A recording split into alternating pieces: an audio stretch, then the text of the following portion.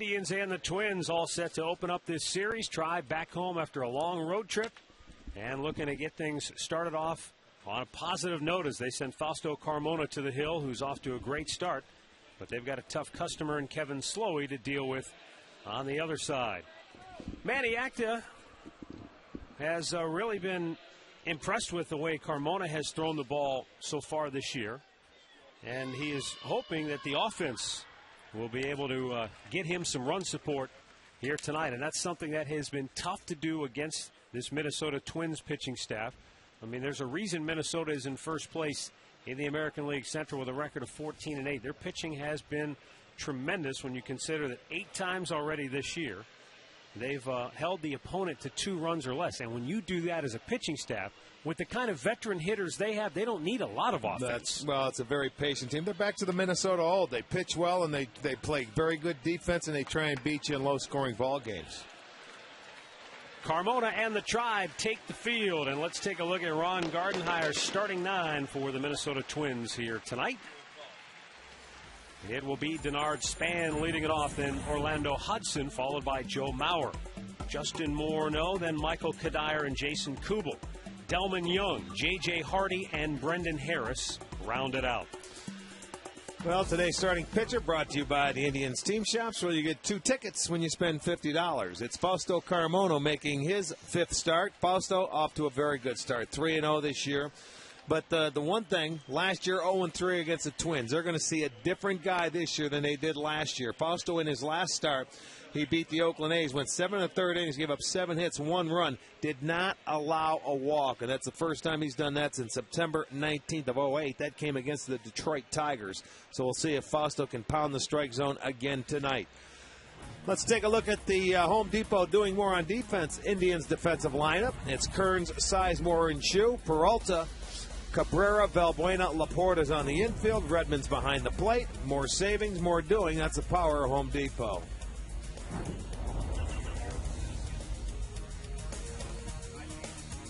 Tonight's umpiring crew, James Hoy will call the balls and strikes. Wally Bell at first, Laz Diaz at second, and John Hirschbeck down at third.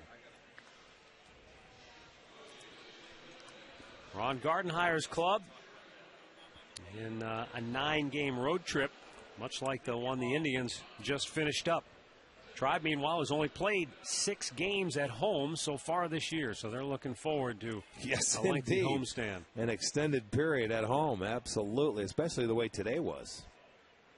Only the Indians and the Yankees have played this few of games at home so far this year. Denard Span steps in.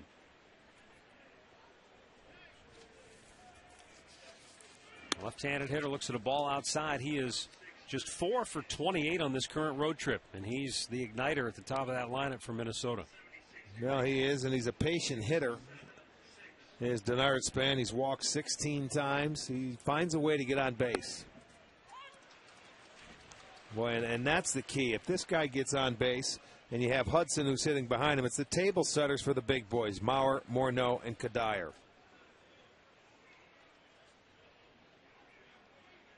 Now the 1-1 pitch. Lifted toward left. Kearns moving back. Makes the grab one away.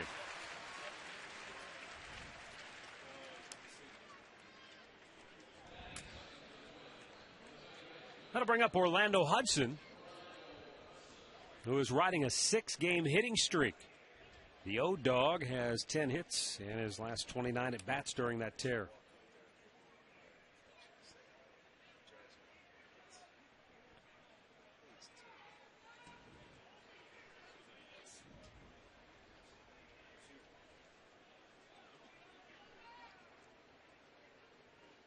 Carmona deals, and Hudson looks at ball 1.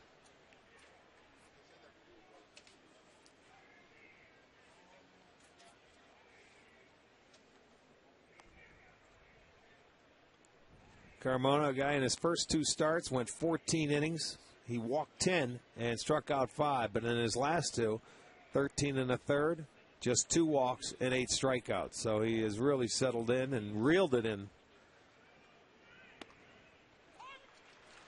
Nails the corner. 95-mile-an-hour heat. 1-1 the count to Orlando Hudson.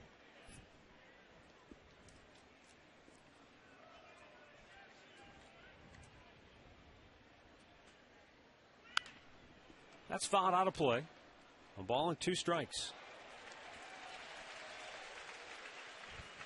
Yeah, this is a Minnesota team that took advantage of him when he was wild last year. As I mentioned, he lost 3 times to him, 3 and 6 in his career. You remember back in 07 when he was on a roll, he beat him 3 times, and I think they beat Johan Santana 5 times that year. High drive to left, Kearns over, onto the track, and he pulls it down 2 away. So the normal ground ball pitcher, Carmona, has yielded 2 fly ball outs, and now Joe Mauer. The injury report is brought to you by the attorneys at Friedman, Damiano, and Smith. When you're injured, depend on them. Find Friedman, Damiano, and Smith online at fdslaw.com.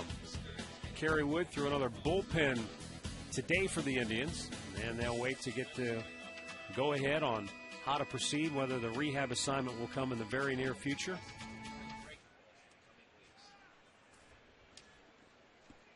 Joe Mauer looks at ball 1 outside. Mauer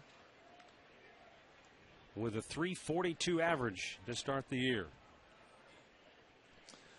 Well, you remember last year he missed the month of April. Remember, he stayed down in spring training, had back issues, and came out of the chute hitting home runs and took off and never stopped.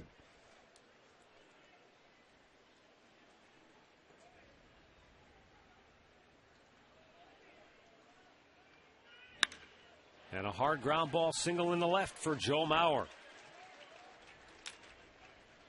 The Indians really contained him rather well in that series in Minneapolis, and that's a rarity. Well, you're right, because he has terrific numbers against the Tribe in his career. But there's a sinker. You know what? That's Joe Mauer. He's a hitter. He doesn't try to pull it. He still stays on it, hits a line drive, gets it through the infield. It's a base hit. You give him the base hit. He's a .341 lifetime hitter against the Tribe. And that'll bring up Justin Morneau, who's been bothered by a back problem, but he's back in the lineup here today.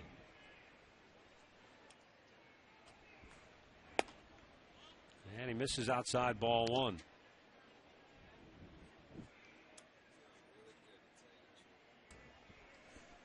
Morneau had what they called mid-oblique stiffness in his back, but he felt like he'd be ready to go when the Twins got here to Cleveland, and he is. There's a drive to deep center, and that baby is gone. Justin Morneau with a 2-out, 2-run homer to straightaway center. And the fly balls for Carmona tonight, unusual from what we normally see, and this time Morneau deposits that one over the fence, and the Twins grab an early 2-0 lead. I think it's safe to say that the back's feeling better. Yeah. Morneau, his 5th home run and his 16th and 17th ribby, and we'll see the location, middle of the plate down, and that's a strong man. He just elevated straightaway center field. That went over the trees. That had to be about 430 or 40 feet to give Minnesota an early lead. Michael Kadire takes a strike. That was not wind aided, but we do have a breeze blowing straight out the center here tonight. I'm glad you prefaced that. Yeah. That ball would have been out into the teeth of a hurricane force wind. Michael Kadire, 6 for 25 on this current road trip for Minnesota.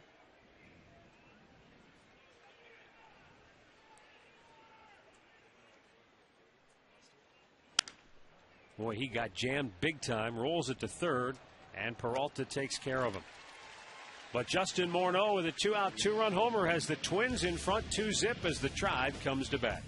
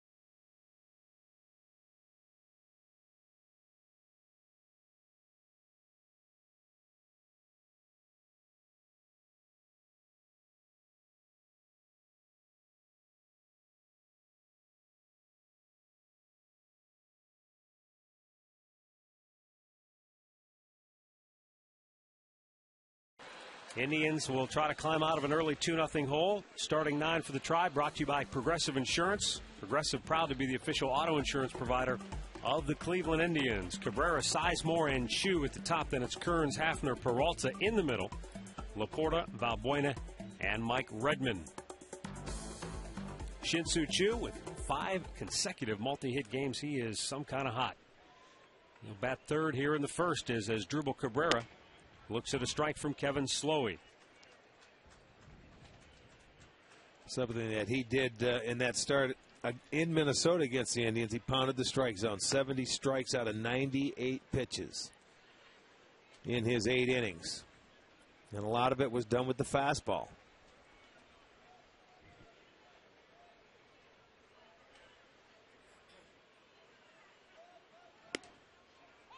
Cabrera takes a strike. And the count quickly 1-2. Kevin Slowey with 9 walks, 19 strikeouts in his 23 2/3 innings of work so far this year. As Drupal shoots it back.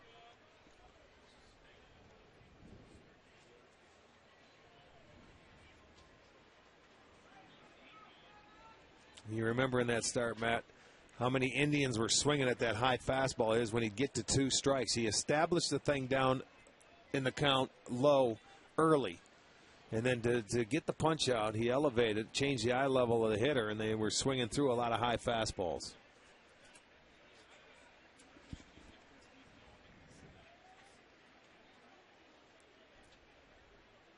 Ready, Sizemore waits on deck.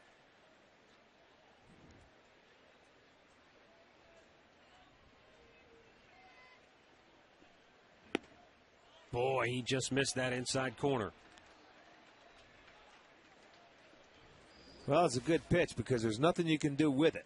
Either you make the perfect pitch or you miss in. That had a little tail to it. It's a good pitch. Slow tapper.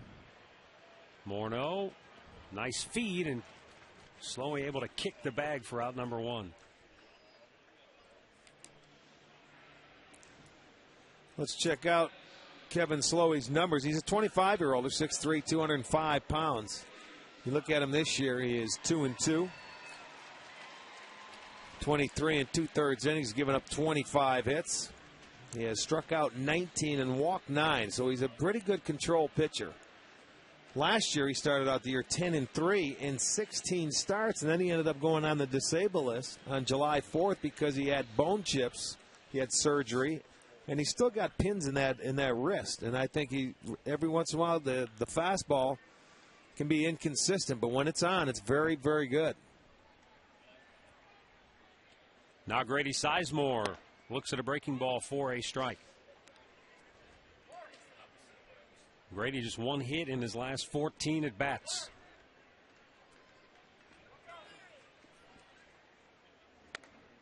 Outside, a ball and a strike.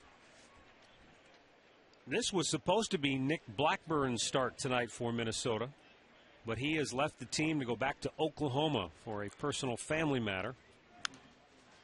And so Nick Blackburn not with the club for the next week. Now he's on the bereavement list. And it's called the Family Medical Emergency Leave list. And so he's out for 3 to 7 days. So Slowey moves into his spot, and they've promoted Jeff Manship from AAA Rochester to make the start tomorrow. And as Sizemore is punched out, 2 down. Let's check out the Twins D behind Slowey this evening. It's Young, Span, and Kadire in the outfield, left to right. It's Harris, Hardy, Hudson, and Morneau on the infield, third to first, with Joe Mauer behind the dish. 2 down for Shin-Soo Choo.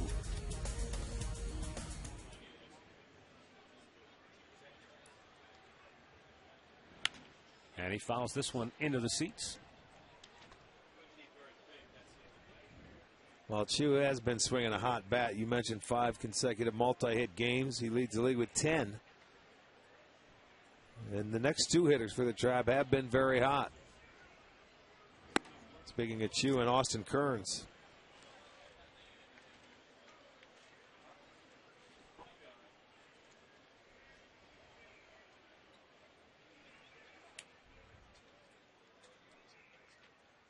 1 ball, 1 strike. And it's at the knees. A ball and 2 strikes now to Chu. Austin Kearns hoping for a chance to hit here in the first if Chu can get aboard. These two have been the Tribe's hottest 2 hitters so far this year. Chu riding a 6-game streak, and Kearns 10 hits in his last 22 at bats over 5 games previous coming in. That's rifled down the side and just over the top of the dugout into the seats. Slowey has been 1 and 2 on every hitter so far, the first 3 hitters. That's the key.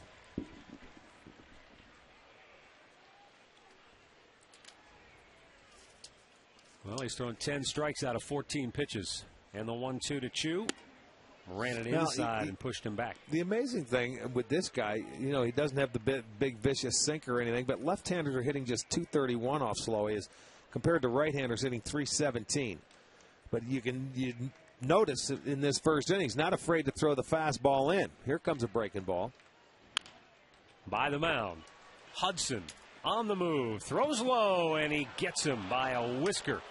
And the Indians go 1-2-3. 2-0 Minnesota after an inning.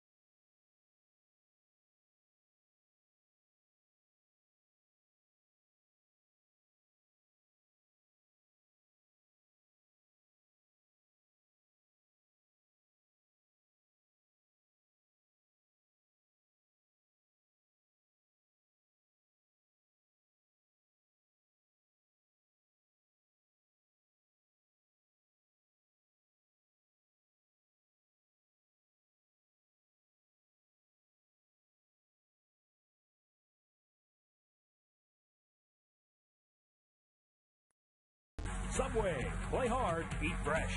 By Continental Airlines, work hard, fly right. And by your Northern Ohio Toyota dealers.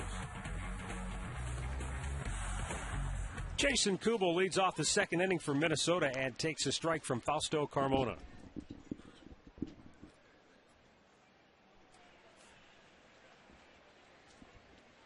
Kubel 5 hits and 18 at bats on the road trip for Minnesota. Tough play for Peralta, long throw. Not in time. Jason Kubel with a rare infield single. Well, when you're a guy that average runner and you have an opportunity. He realized when he swung the bat that he had a chance to get an infield hit, man. You're going to run as hard as you can. Peralta had the farthest throw you could possibly make as a third baseman, and a tough way to plant, but you can see Kubel certainly does just beat it out. And he's strucken. Boy, you get down there. And normally when you're like that on those bang-bang plays, the slow guys get called out. Here's Delman Young. And looks at ball 1 down low.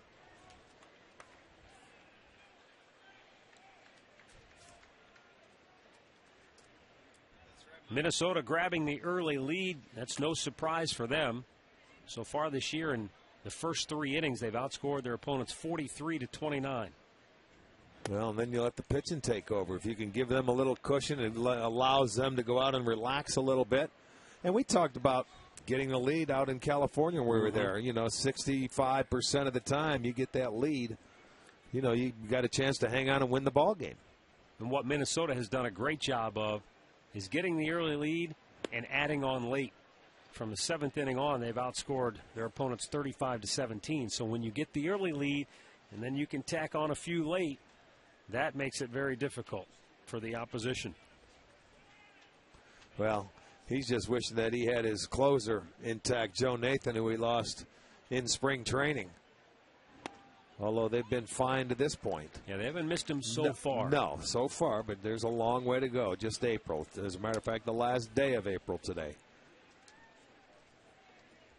3 balls and 1 strike to count here on Delman Young, with Kubel at first. And it's ball 4. First free pass issued by Carmona, and the Twins threatening here in the second with the first 2 aboard, and now J.J. Hardy coming to the plate. Well, Dollar Dog Night will return tomorrow night. All fans attending the game at 7:05 with their favorite ballpark hot dogs for only $1 all night long. Great seats are still available, so coming out to the ballpark, enjoy a lot of Dollar Dogs.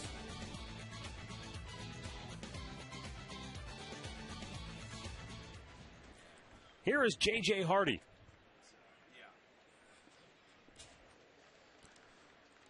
He's hit at each of his last 3 games.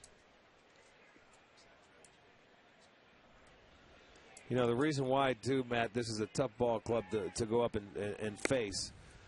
They're good hitters, but they're also patient hitters. You know, they lead the league in walks. Actually lead MLB. That was the 108th walk by this team.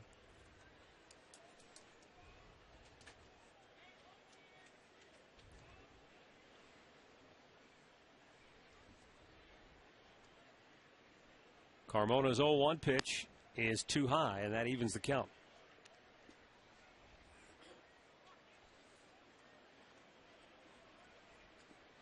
Now J.J. Hardy with 9 runs batted in on the year. The 6, 7, and 8 hitters in this Twins lineup all have 9 ribbies. And he lines one into center looking for number 10. Coming around third, Jason Kubel will get the stop sign as Sizemore uncorks a good throw to the cutoff man. And the bases are loaded with nobody out.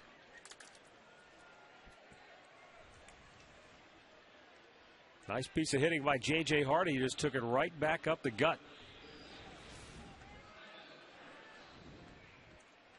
That ball, he's made a couple of mistakes middle of the plate as Carmona, and they've taken advantage of him. Of course, the Morneau home run that we saw middle there, he put a short stroke on it, and they've been able to center on a couple of balls early here.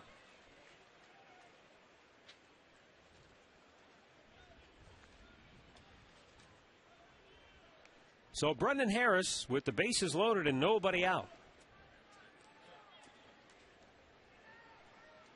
You see they're hitting just 195 so far on the year.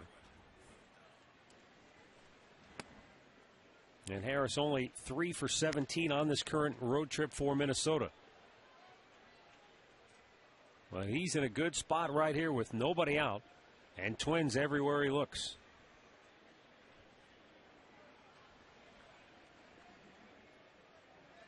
Minnesota already with a 2-zip advantage thanks to 2-out, 2-run homer by Morneau in the first. Harris went too far, and the count 1-1.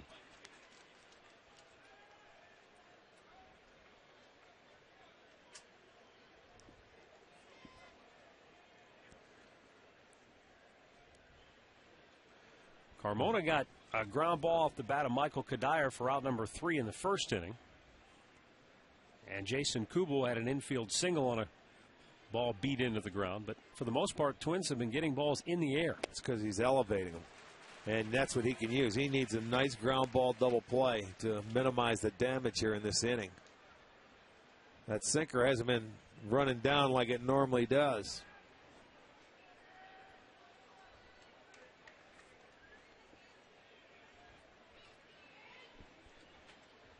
Brendan Harris with a 1-ball, 2-strike count. And he got a piece to shoot it right back to the screen and stays alive.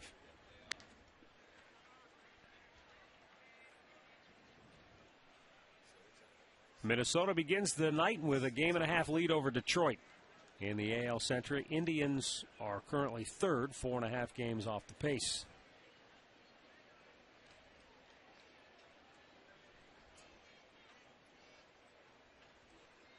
The 1-2 wouldn't chase after it.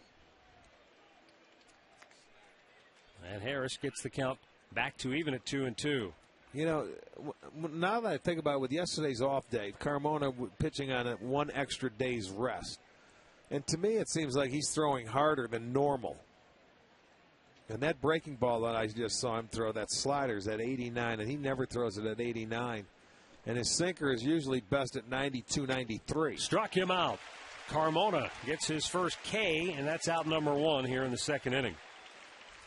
But he certainly could use that right there. He went right at him. It was a good 94-mile-an-hour pitch, and that one it was a great pitch right on the outside edge. He couldn't catch up with it and swings through it. And boy, he needed that.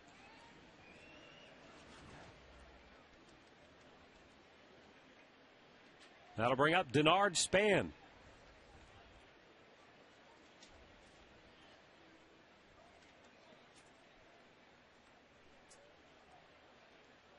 Bases loaded, 1 out. Span flied to left his first time up. And a double play ball to short. 6, 4, 3, and Laporta couldn't dig it out. And the Twins will add to their lead 3-zip as Jason Kubel comes home. Boy, that's a shame right there. I don't know what happened to Laporta at first base, but that play, certainly they should be heading off the field with no runs. Instead, Denard Span gets his 9th run batted in on the year. Boy, they made Carmona makes his pitch. Let's see what happened here. It's a routine double play ball. There goes Valbuena. That's got to be made right there. Laporta dropped it.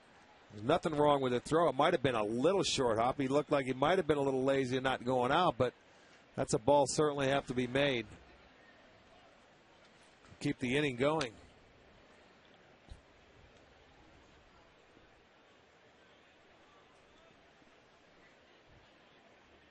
So first and third, 2 down, Orlando Hudson. And he takes a strike.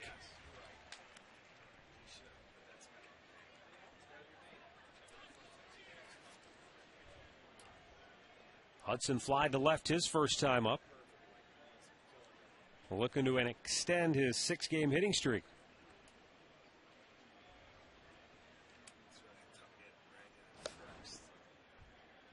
Span with 5 steals so far this year, able to get back with a dive there.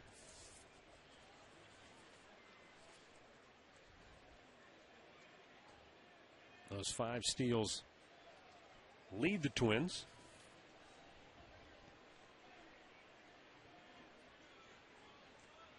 And he's running. Pitches up high, throw to second base, not in time. So Denard Span with his team-leading 6th steal. Puts 2 in scoring position now with 2 down. Well, he got a good jump. And against Carmona this year, base stealers are now 7 for 8. So they get a good jump. And, you know, he's a big man with a big leg kick. And it's tough for the catcher to control that running game with Fausto on the mound. His 20th pitch of the inning is outside. 2-1 the count on Hudson. Well, the unfortunate thing is he should be on the, in the dugout after struggling after the first 3 hitters. Got the strikeout, the double play ball. They couldn't turn it.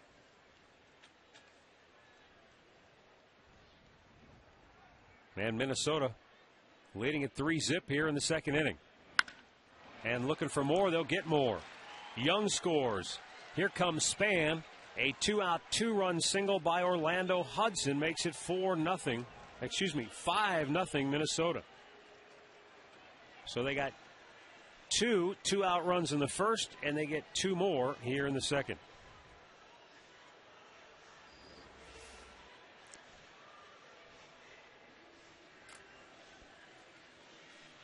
Well, that's part of it right there. I mean, and when we saw a little bit last year where Carmona, when you have a bad inning, this one is totally bad, but it would, not all his fault, but to close it out, you have to find a way to stop it. But to give the Twins credit, they come right back and they add on. That 2-out base hit is a tough one to get. Hudson gets it.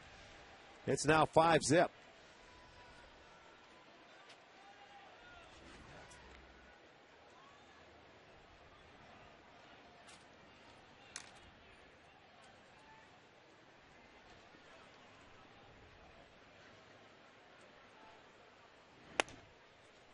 Joe Mauer takes a strike. He singled with 2 outs in the first inning and then came around to score on the 2-run homer by Justin Morneau.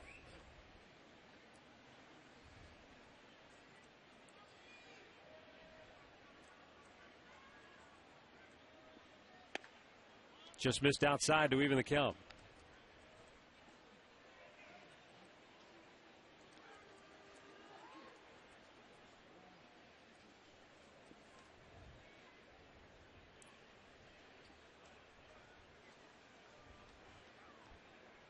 The 1-1. Trying to go the other way, just foul. Now, Joe Mauer came into this game in a mini slump. He was 0 for 4.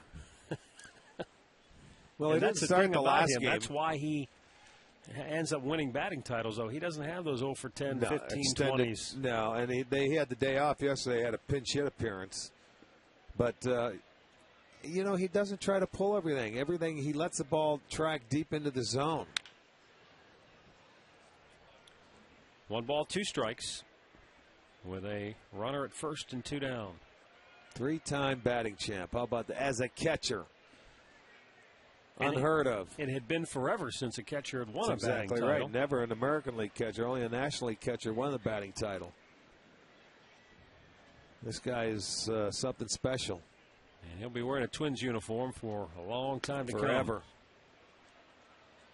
2 balls, 2 strikes. With 2 down here in the second.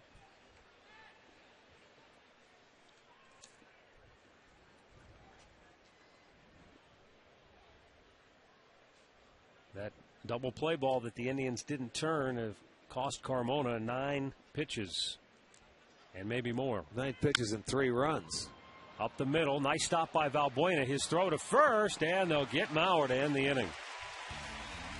But Minnesota scores 3 more, leads it 5-0.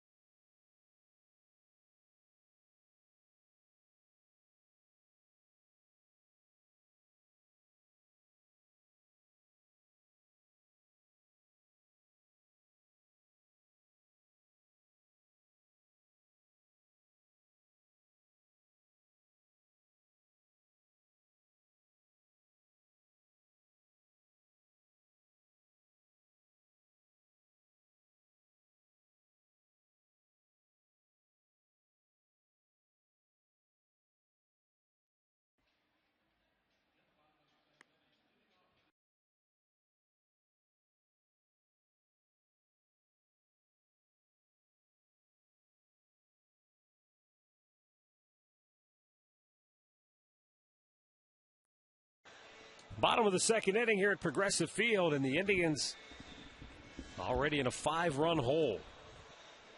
Austin Kearns, Travis Hafner, and Johnny Peralta due up for the Tribe here in inning number 2. On a beautiful Friday evening here in downtown Cleveland.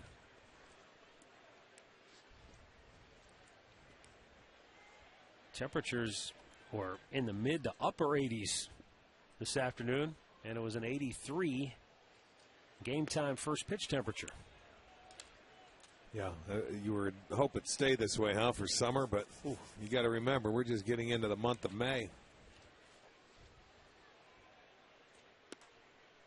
Austin Kearns looks at 2 quick strikes. And this looks like a repeat of Kevin Slowey's performance a week ago in Minneapolis.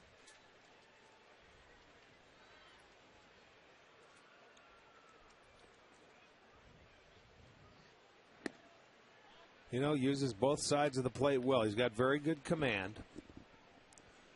And he's not afraid to use the fastball. He establishes that early, and then, occasionally he mixes in a nice breaking ball and a changeup. There's the elevation on the fastball that he did in Minnesota. You get the 2 strikes. And to change the eye level from when he got a head down early, he's going to go above the waist. And right there, Kern's just got a piece of it to stay alive.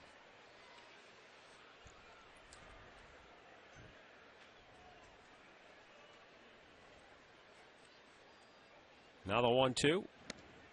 Missed inside. 2 balls, 2 strikes.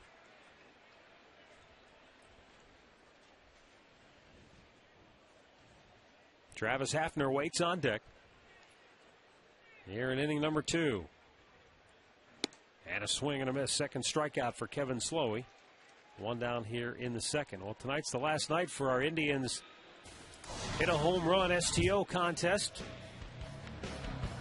Travis Hafner homered against Kevin Slowey the last time he faced him. Every time the Indians homer this month, we have given away free HD TVs, courtesy of H.H. Gregg, WTAM and STO. And Andrew De Hoyos of Perrysburg is our first contestant tonight. And we want to thank everyone who entered the HD contest. Look for more exciting giveaway promotions later this summer on STOHD.com. Well, that home run that Hafner hit off him was the first pitch fastball, and he shot it out of that ballpark. That coming in the second inning, and that was the only blemish on his card as far as giving up runs. 2 balls, no strikes. Hafner 0 for his last 12. Manny Actis saying he wants to see Hafner get back to using the middle of the field, taking the ball to the opposite field. He's too good of a hitter to be strictly a pull guy, as that pitch goes the opposite way, foul. Well, they were out here early at about 3 o'clock today, working hard. Manny Actor right around the batting cage. John Nunley, hitting coach, and Travis Hafner. They were out. He was working on various different things and primarily going the other way. Valbuena, Marson also part of it. Now the 2-1 pitch. Up the middle, and there's Hafner going the other way with a base hit. Well, one thing Manny Actor was saying too, Rick, is, when they put the shift on, they're basically saying all you can do is pull the ball. And he was telling Travis, you're too good of a hitter to have them come up and play that shift on you and have the success. Well, you have to. They're continuing to do it because he's not going the other way. And they will continue to do it until you prove them wrong and show them that you can beat it. But there's one right there. Johnny Peralta now steps to the plate. Here's another guy who, when he's going well, is a good opposite field hitter. Well, you look at the 3 guys, Sizemore, you look at Hafner, you look at Peralta. Those are the 3 veterans that's supposed to carry this ball club. They're all hitting in the 190s.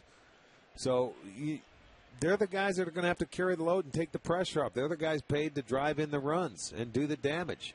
Maybe they are getting pull happy and trying to do too much, but they have to settle down.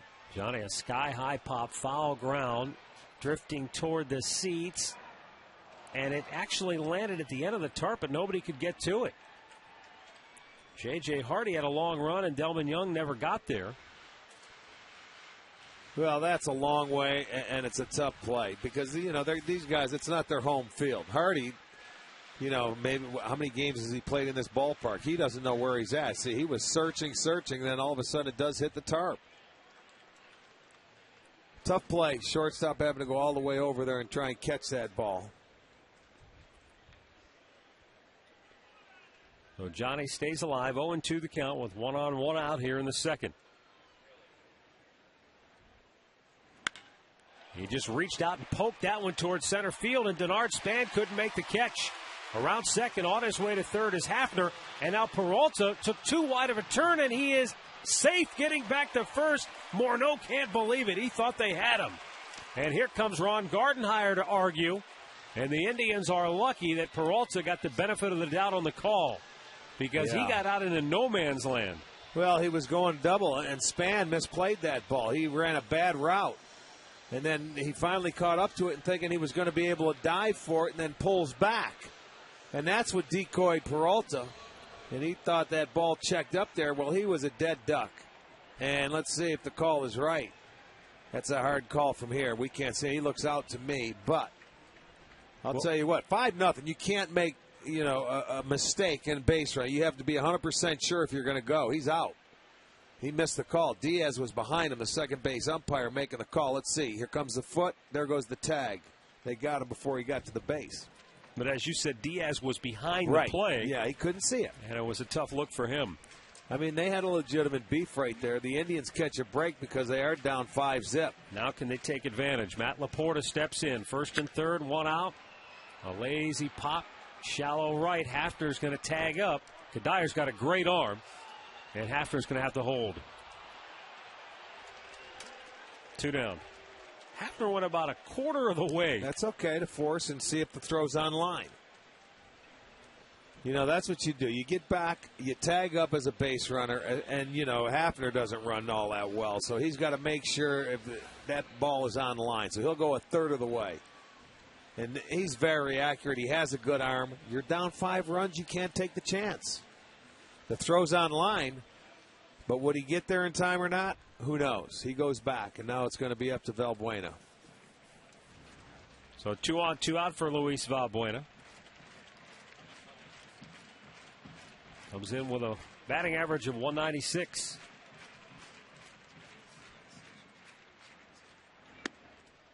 And it's up high for ball 1.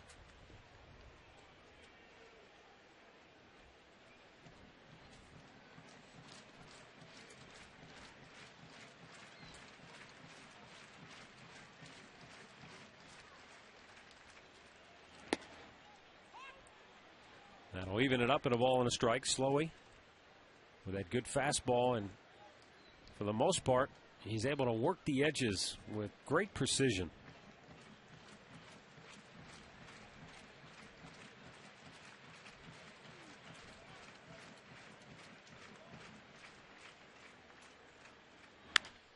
Popped foul, out of play.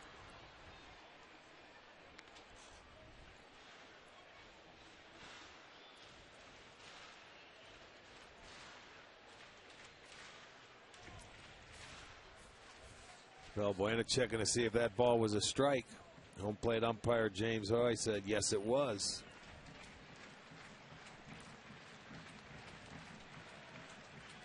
First and third for the Tribe with 2 down here in the second.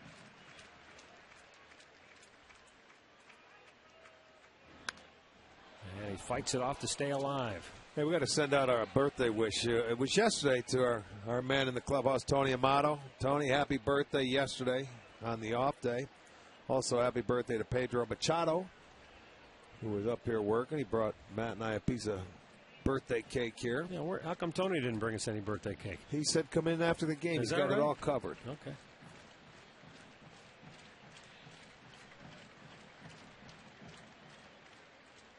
The pitch, and Valbuena strikes out. So a potential rally fizzles for the Indians, and through 2, it's 5-0 Minnesota.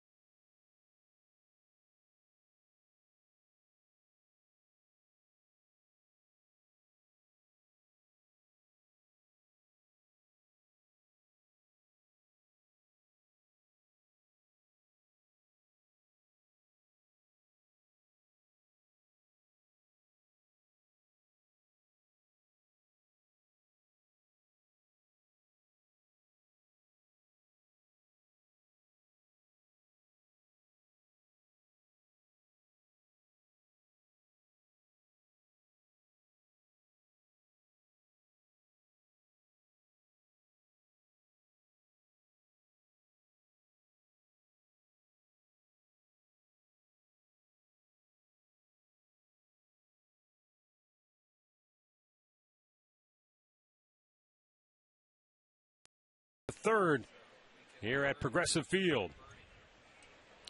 Justin Morneau, Michael Kadire, and Jason Kubel for the Twins as the Indians go with the shift on.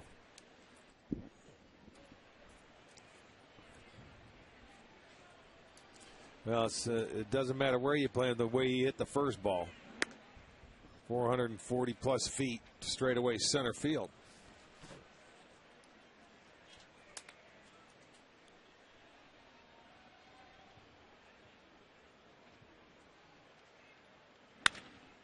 Hits that into the teeth of the shift. Valbuena will throw him out, one down.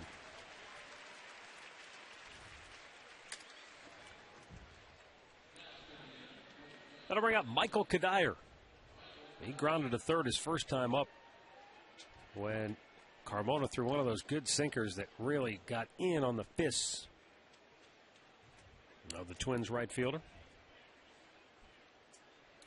Former #1 pick back in 1997 at a Great Bridge High School in Chesapeake, Virginia. Had a good series when we were back in Minnesota last week, and we had mentioned at that point in time a little different approach this year where his hands are down compared to where they were last year.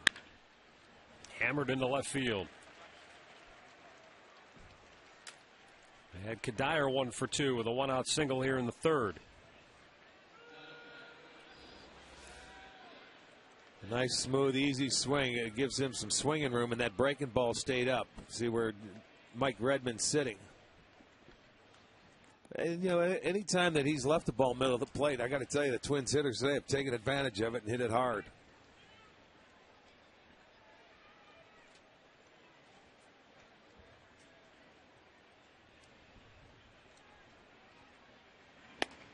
Kubel looks at a ball outside. Jason Kubel in his first at bat hit a ground ball slowly toward third. And by the time Johnny Peralta was able to get over to it, Kubel beat it out for an infield single.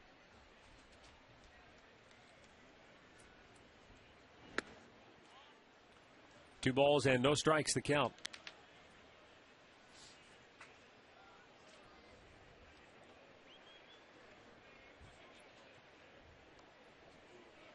Kubel now 6 out of 19 on this road trip for Minnesota.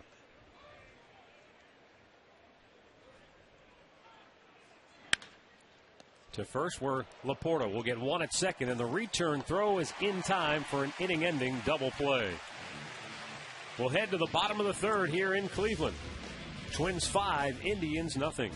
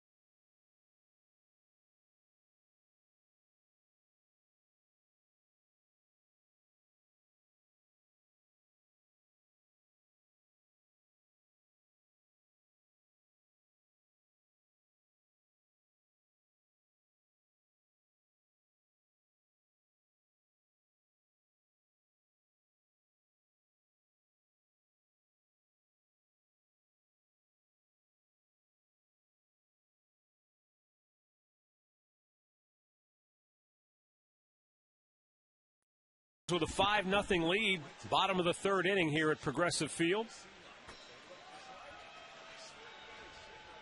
Not many boats yet out there on the lake, probably, as you said earlier, even though this is a taste of summer. Not quite boating season just yet.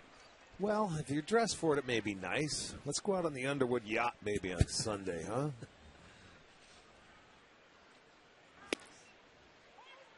Mike, excuse me, Mike Redmond taking a strike there. You were locked me thinking up of there. I was thinking of Huey Lewis in the news in that video. His my yacht, the little rowboat with MYOTT painted on the back of it. Mike Redmond facing his former mates for the second time this year. Redmond in his last 4 games has 4 hits and 12 at-bats.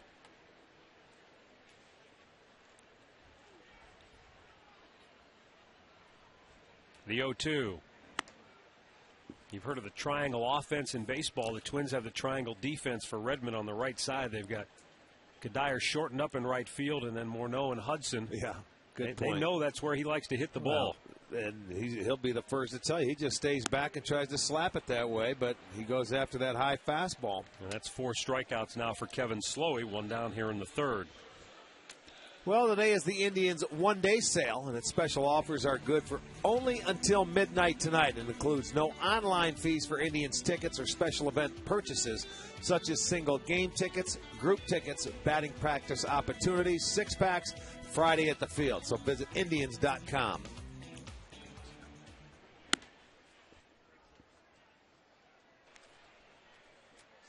As Drupal Cabrera grounded out to first his first time up.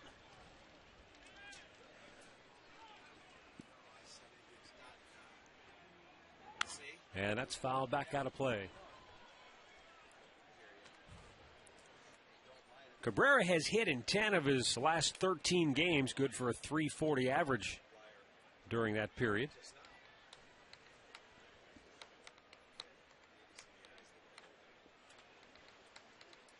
And the 1-1 pitch. Good change of pace, a little bit off of it, and 1-2.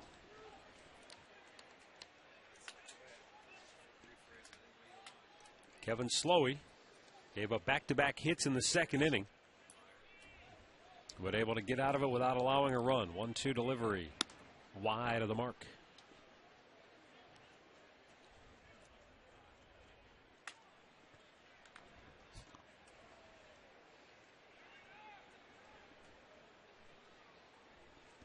And the 2-2 popped back out of play.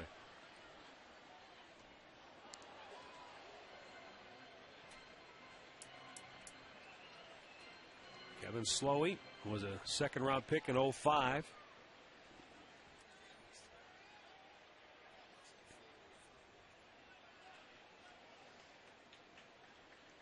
Two into the glove of Morneau, who takes it to the bag. 2 down.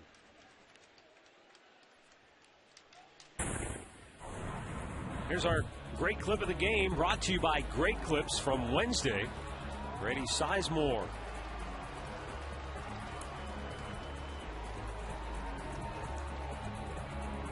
Relax, you're at Great Clips.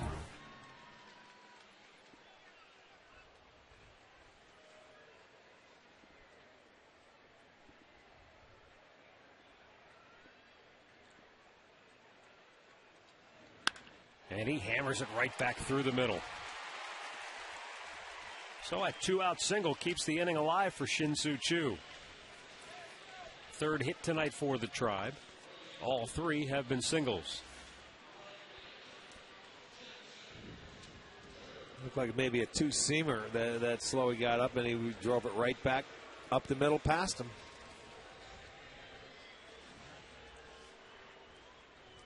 Yeah, they had a pair of 1-out singles back in the 2nd with Hafner and Peralta.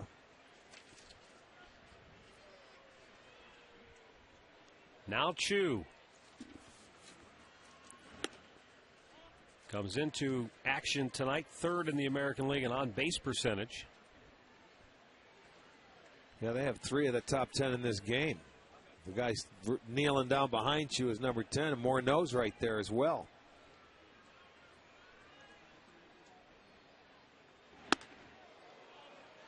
Two balls and no strikes.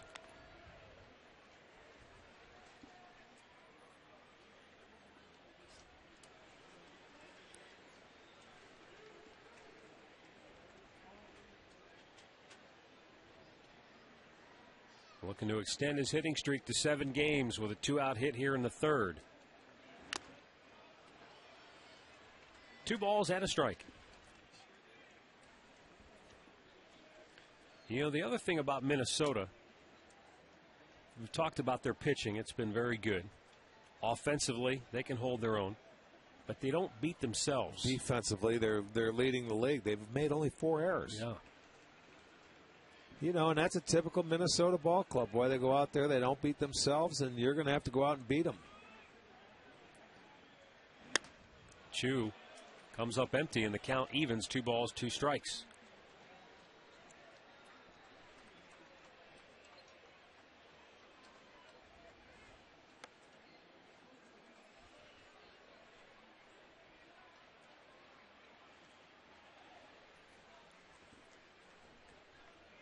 Sizemore at first. He holds on the 2-2 pitch, and Chu strikes out. That's 5 punch-outs for Kevin Slowey. And it's 5-0 Minnesota through 3.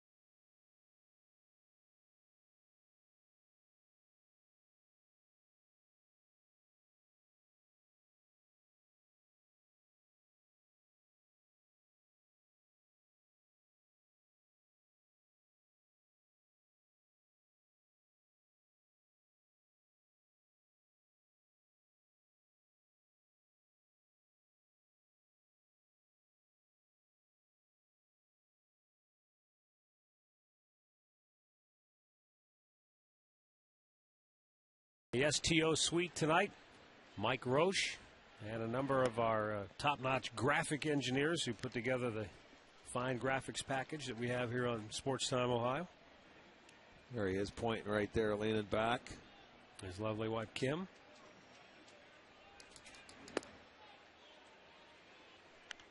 Delman Young walked and scored in the 2nd inning.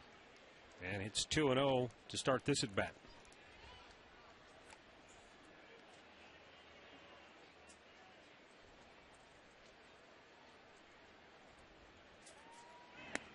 Three balls, no strikes.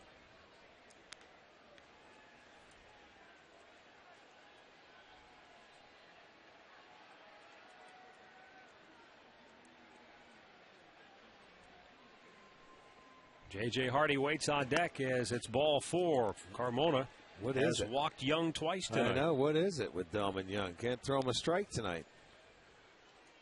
Let's step aside for this in-game update. Back to the studios we go. Here's Al Pawlowski. Matt, Rick, Angels and Tigers tonight in Detroit, and just like Torrey Hunter hit a 3-run homer on Wednesday against the Tribe, here's another 3-run jack against the Tigers. Turned a 2-1 Detroit lead into a 4-2 Angel lead. They're now in the 4th inning at Comerica Park. Back to you. J.J. Hardy takes a strike. He had a base hit his first time up, singled right up the middle.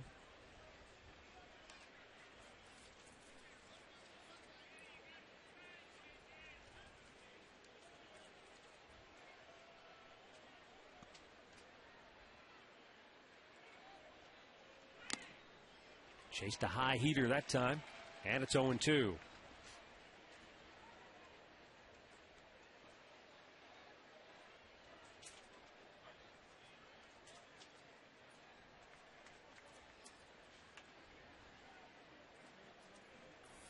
So far this year, when Carmona has had an 0-2 count to a hitter, they are 0 for 21. Well, that's not letting them back in even if they do get back into it, whether they go to a 1 or 2-2 or 3-2 count, he ends up getting them. 0 for 21 when Carmona started out with an 0-2 count.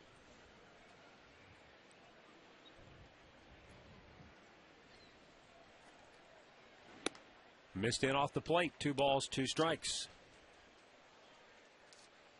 Growing up in Tucson, Arizona, J.J. Hardy was friends with Dustin Yount, Robin Yount's son. They played with and against each other all the way through high school.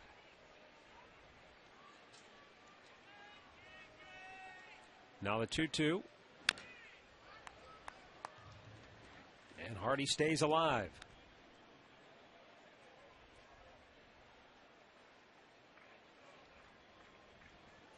He was in attendance for both Game 6 and Game 7 of that thrilling World Series between the Diamondbacks and the Yankees in 2001. Yes, it was. The 2-2, runner goes. Throw to second, not in time. And it's now a full count for J.J. Hardy. Delman Young's second stolen base on the year. Well, and there's a 2-2 count where I figured he may want to start the runner to stay out of a double play if he gets him to hit it on the ground, but it's low for a ball, and Young fast enough to steal it. And now base runners are having their way this year. 8 for 9 off Carmona. Payoff pitch. And I think that got a piece of Hardy before it rolled toward third, so the count stays 3 balls and 2 strikes.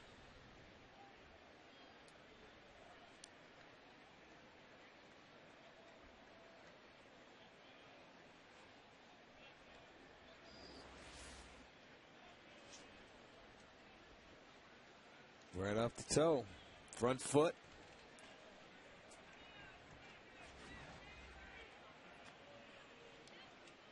And the payoff pitch is bounced foul toward third. And souvenir time.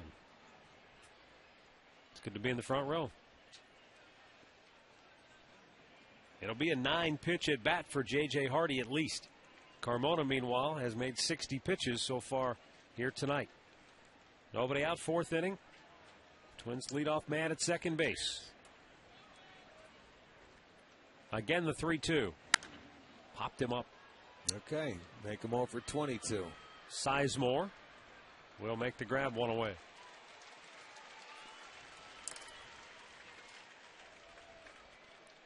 That'll bring up Brendan Harris. A couple more birthday wishes to send along. Charlotte Thompson of North Olmsted is turning 83, and Jim Dykes of Reynoldsburg is 56, so happy birthday.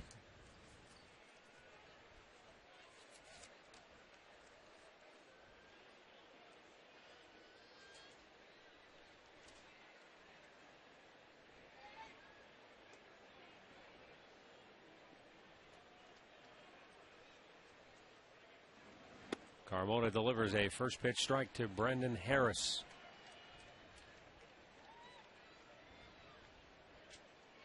Harris, who grew up a fan of the Yankees,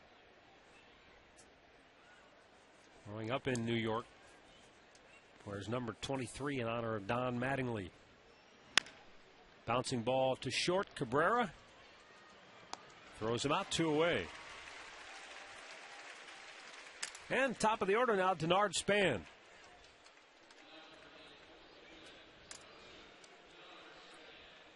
Span was not suspended, but he was fined an undisclosed amount for slamming his helmet down and arguing a strikeout call by Paul Emmel. Over there in Detroit? Yeah, over in Detroit. He did go up and apologize afterwards. So he makes Sometimes the donation. You lose your, yeah, oh yeah. Well, the one good thing, you can donate to the charity of your choice. They ever get you? No. Did not. With your mild-mannered temperature? That's exactly right. I've never been ejected from a game.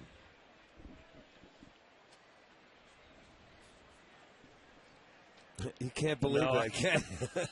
Or are you thinking of something else? Denard Span reached on a fielder's choice, and that was a huge play in the second inning of this game.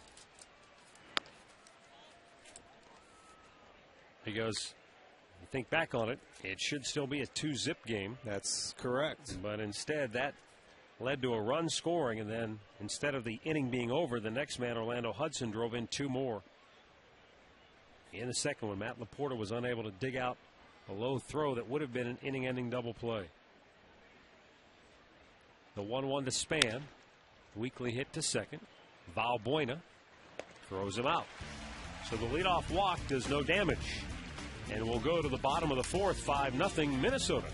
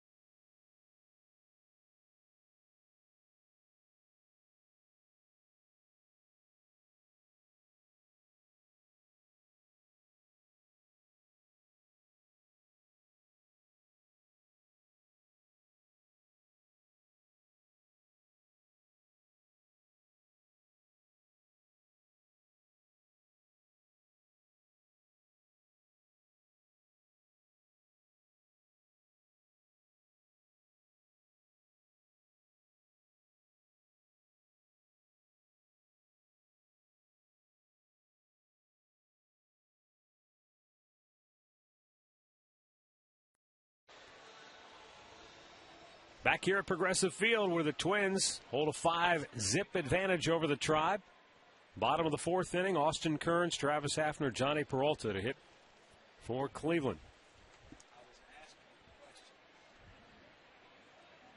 Kevin Slowey has pitched a gem so far here tonight. Kearns fouls the first pitch out of play.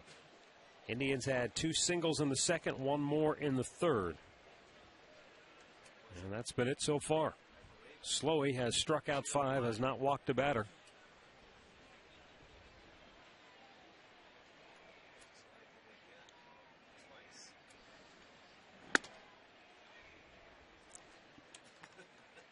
Kevin Slowey went to Winthrop University in South Carolina.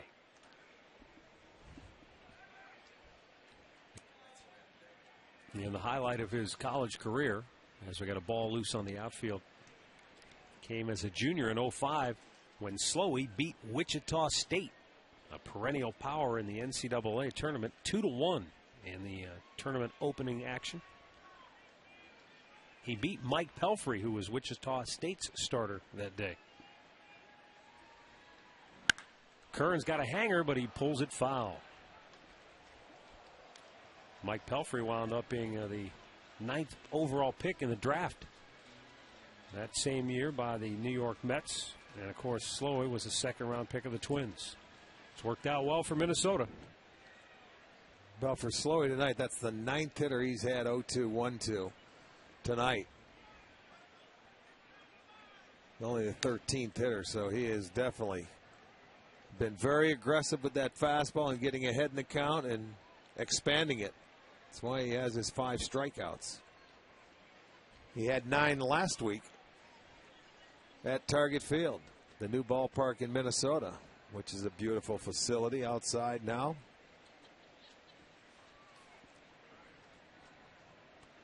Changeup. Boy, tough one to lay off. He didn't miss by much with it, 2-2. No, I know it. Well, Austin Kearns has been seeing the ball so well. He jumped on that hanging breaking ball he threw him the pitch before. That's a good 2-strike pitch, and guess what? That's how well he's seeing the baseball. He didn't even offer. The 2-2. And a hard ground ball to second.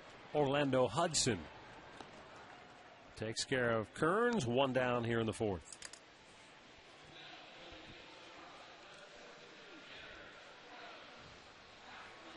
Friends, all season long when the Indians hit home runs, we help to raise money for the Gathering Place. Great Clips donating $50 per homer. Rick and I are each chipping in $5 per dinger. So far, $780 has been raised to date. You can log on to touchedbycancer.org to learn more about the Gathering Place. Also have a special birthday going out for that. I'll get to it in a second. Paul Siegel, who was turned 87 yesterday. So happy birthday to you, Paul. Your wife Bee sent it in, and also they sent a nice donation to the Gathering Place for us to make it a part. So Bee, and we'd like to thank you, and also Paul, happy birthday. Thanks indeed. Big Tribe fans, they watch every game on television. So they're going to have to watch, see if the Tribe can come back from down to 5. Travis Hafner had a base hit his first time up. Interesting, Rick, it only took one at bat for the Twins to alter their shift. Isn't that funny? Pops it up, shallow left, Young coming in. And he'll make the grab, 2 down. Well, let's head down on the farm and get a look at our Subway fresh face of the game. Michael Brantley, 2 for 4 with a triple and a run scored. Last 3 games, he has 7 hits. Subway, fresh face of the game. Play hard, eat fresh.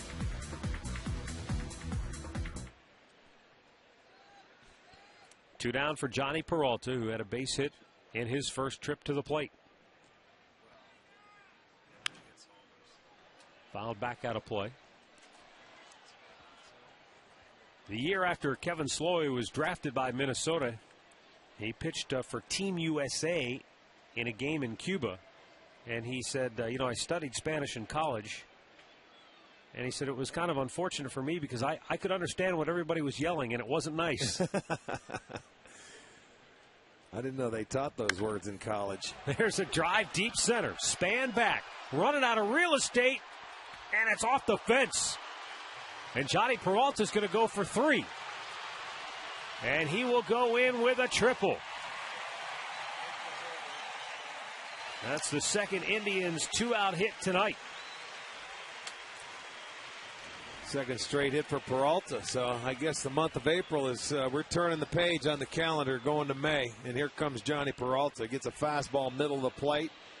Slowy thought he hit it out. Did you see him look down on the mound? He thought it was out of there, but it hits high off that embankment there, right at that angle in center field. So Johnny will go and get his first triple. This is a tough triple ballpark. But Peralta in with a 2-out triple. That's the unfortunate thing. They're going to need a 2-out knock. Well, if that ball was a little bit more towards straight center field, it would have been a home run. Yes, it would have been. But the big wall got him there.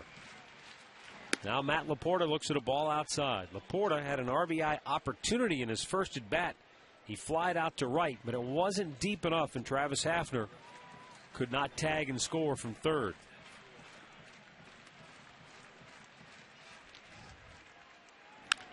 Bouncing ball right side. Morneau, the flip.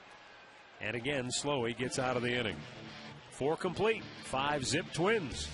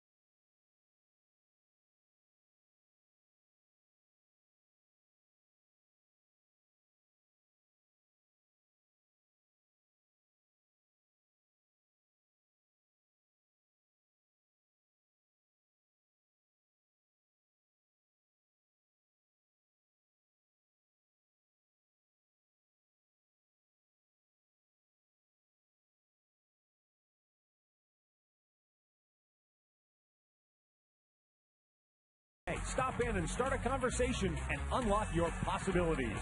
And by Panini's. We're expanding. Visit PaninisGrill.com for a list of new locations. Orlando Hudson leads off the 5th inning here for Minnesota. He drove in a pair of runs in the 2nd inning that loom large right now as the Indians trail 5-zip.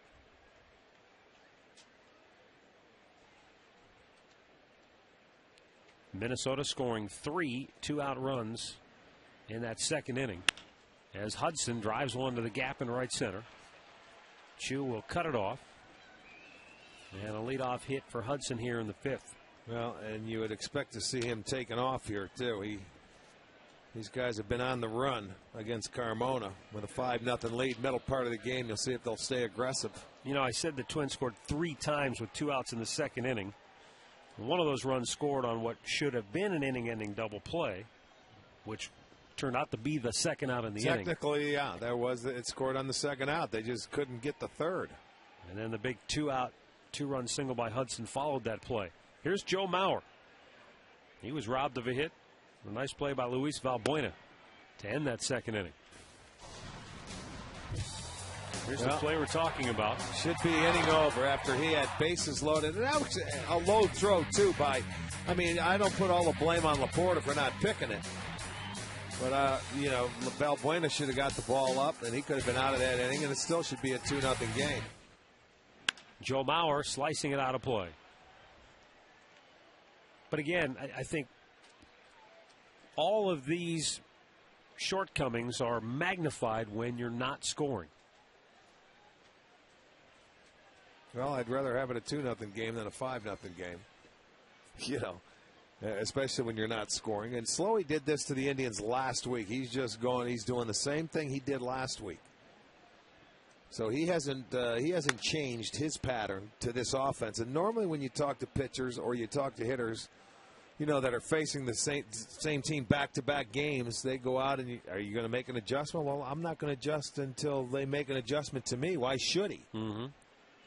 And he's been great for the 2 games. 8 innings of 1-run ball the last time. It was a solo home run. He's got 4 innings tonight.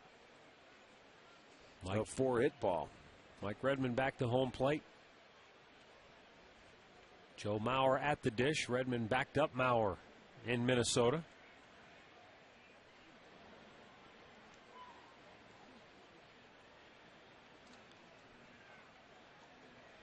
The 1-2 is lined toward left center. Kearns racing over, will make the basket-style catch.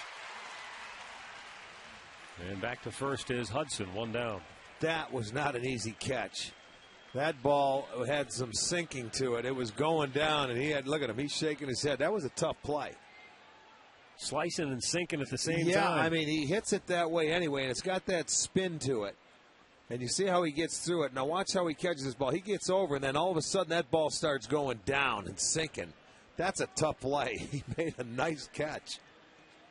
You don't realize that, but to me, in left field, that ball moves more than any other position in the field where it sinks, it slices, it goes down. It's never straight to you.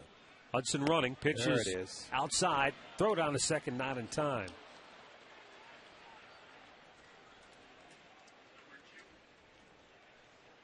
Orlando Hudson with his 2nd steal of the year.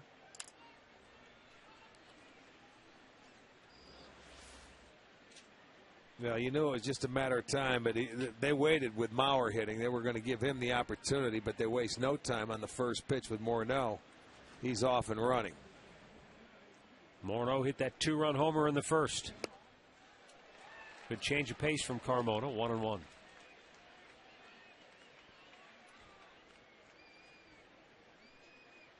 A 2-out, 2-run homer in the first. And we talked about the 2-out damage Minnesota did in the second.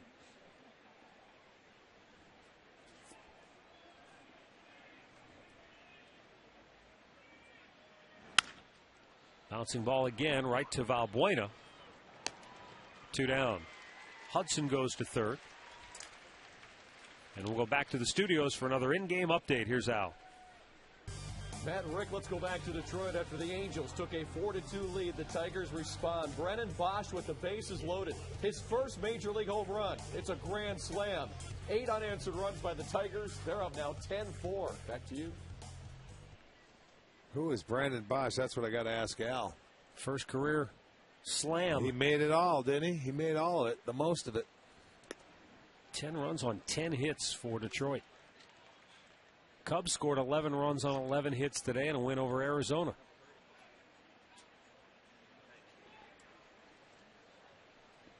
Runner at third, 2 down for Michael Kadire, who singled between third and short his last time up.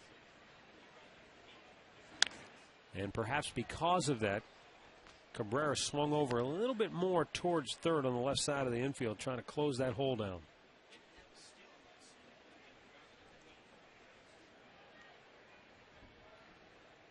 Kadire's now hit in 3 straight games for the Twins.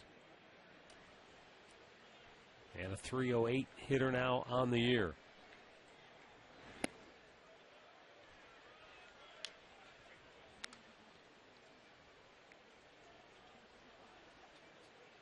You pointed out when we played the Twins in Minnesota, Kadire's holding his hands a little bit lower this year than we've seen in the past. Right. He looks, it looks like it frees him up.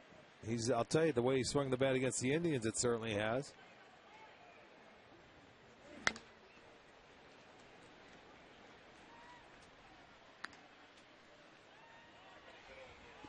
Two down with a runner at third and a 1-ball, 2-strike count on Michael Kadire.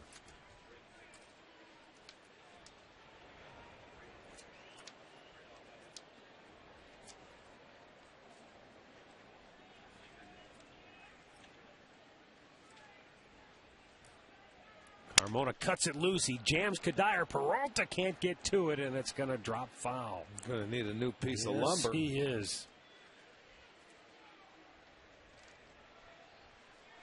That's the second time tonight that Carmona's got in on the knuckles of Kadire. Well, you have to start cheating. But, for a guy that hit 32 home runs last year, drove in 94, you'd think, why would he change his hands? Bring him down a little bit. But I don't know if it's a comfort level or what. But he's doing it. And he's off to a good start. 17 ribbies already.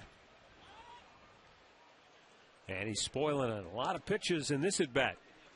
Carmona already up to 81 now on the night.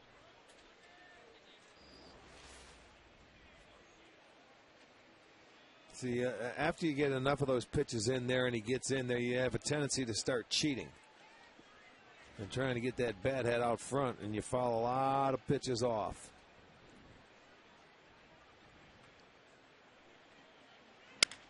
That one is yanked to left and an RBI single for Kadire. 6-0 Minnesota. Kadire's 18th run batted in on the year, and he has a 2-hit night. So a good job of battling by Michael Kadire. Sure was. Cost him a bat. And maybe he fouled 2 off a number of pitches. But he comes through for Minnesota. Well, another 2-out RBI, so legitimately they've driven in 3 with 2 outs. And he kept going in there with it, and he fought it off, and a good job of hitting. Actually, 5. 5 of their 6 with 2 outs. Oh, that's right. I forgot the first inning. And a strike to Jason Kubel. Kubel had an infield hit. Came around to score in the second inning.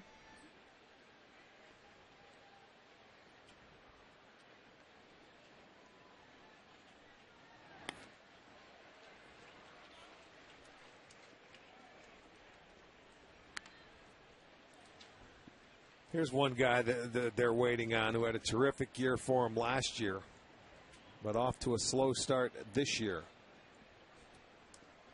He's had terrific numbers against Carmona in his career. Got the infield single in his first at-bat. And wild pitch. Not much Redmond could do with that. Tried to block it.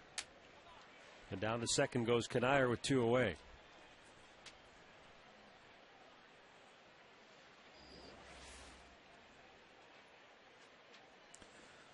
Yeah, way out in front of home plate, and that nothing but hand right there. Mike Redmond, did he get on that one? You can't put a chest protector on. You're trying to keep it in front of you, and that one hurt. Look at him. You've got to look down at the forearm or the hand. They take a beating back there with guys like Carmona.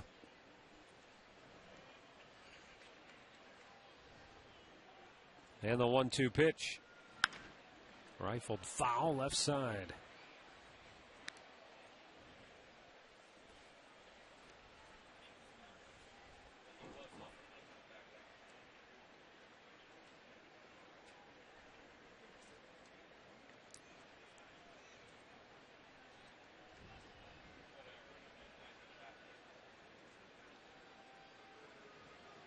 The 1-2 just missed with that pitch, and the count evens at 2 balls and 2 strikes as Carmona closing in on 90 pitches here for the night.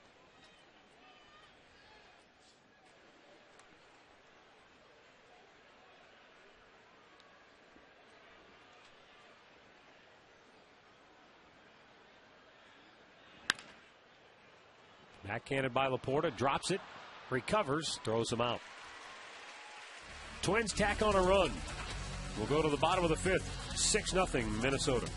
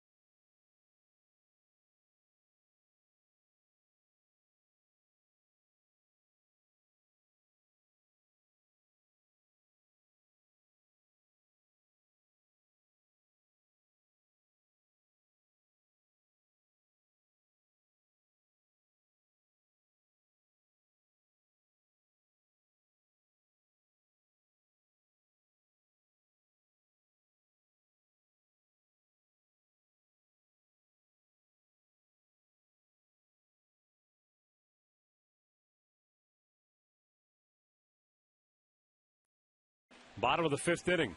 Luis Valbuena, Mike Redmond, and Asdrubal Cabrera will bat for the Indians.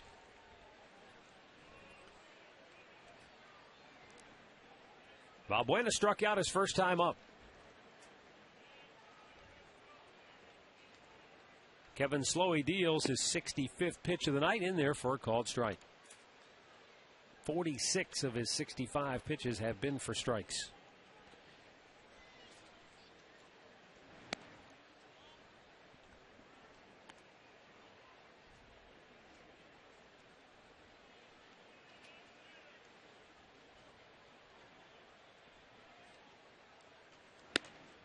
Just a bit outside, and it's a rarity that he's behind in the count here, 2-1. Right, with that 3rd pitch, we always talk about the pitcher making that 1-1 pitch, and you can get it for a strike. Always elevates that count or puts it in your favor, and he's been able to do that consistently tonight. 2-2, the count on Valbuena.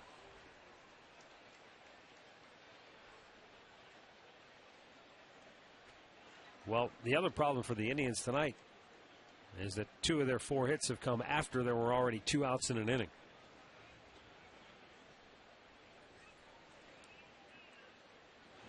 Their best chance to score came back in the 2nd when they had back-to-back hits with 1 out, 1st and 3rd. But then Matt Laporta flied to right Not deep enough to get a run home, and Valbuena struck out to end the inning. 3-2 pitch. Right back over the screen.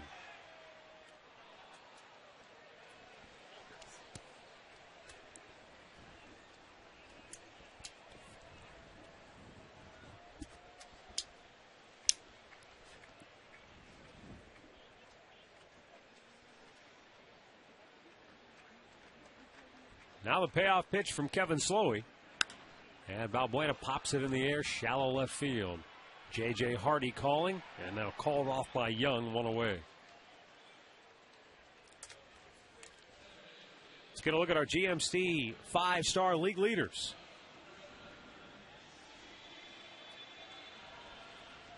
Shin-Soo Choo with 10 multi-hit games, one off the pace. And among the American League leaders, that's our 5-star league leaders, brought to you by the GMC Sierra. Never send a truck to do a Sierra's job. Mike Redmond shoots it right back to the screen. He struck out his first time up tonight.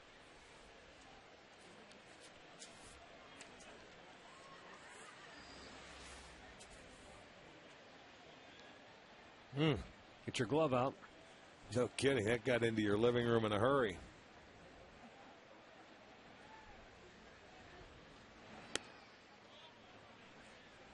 Missed with the off-speed pitch, and the count evens at 1-1.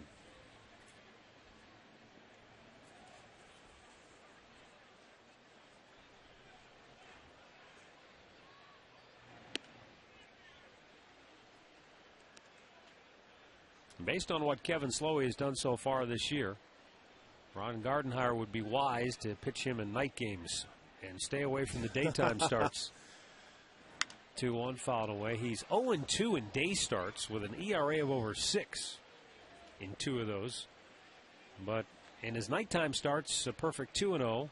Came in with an ERA of 1.35, and he's already lowered that so far here tonight. Well, I guarantee he's going to get quite a few more starts in the day. Well, here's the odd thing, though. 7 walks and 7 strikeouts in his day starts. 2 walks and 17 strikeouts in his nighttime starts.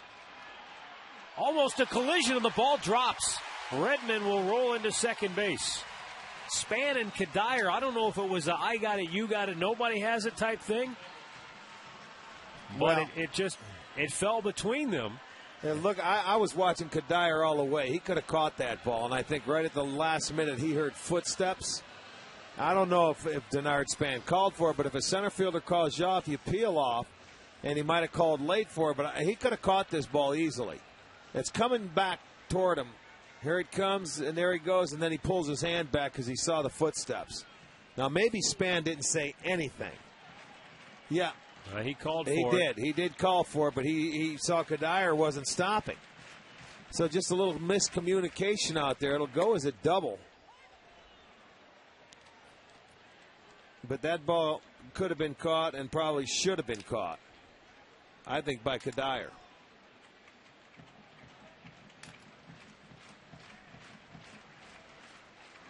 Chance for the Indians as Dribble Cabrera pokes it into right field. Redmond around third. He'll get the stop sign there. Again, Kadire with a great arm.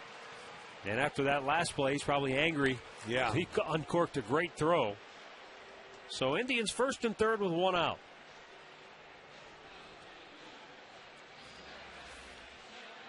And with Mike Redmond's speed, there's no way you're going to challenge Mike Kadire's arm here. No, you just move up the base, you get back. They have him at the corners now for Sizemore. Grady, a base hit his last time up. Tribe with a chance to claw their way back into it. They're down 6 here in the 5th inning.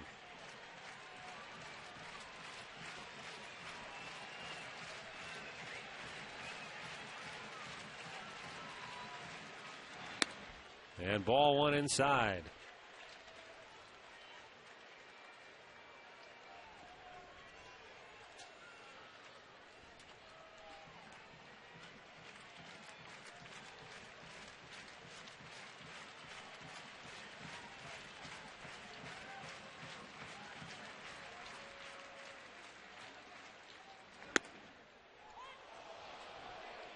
Slowey comes back to even the count at 1-1. You know, he's got that little comeback fastball, a little tail at the end. That's a good pitch. See, Grady was looking for something out over the plate. That one comes in. And that's about the top of the strike zone right there.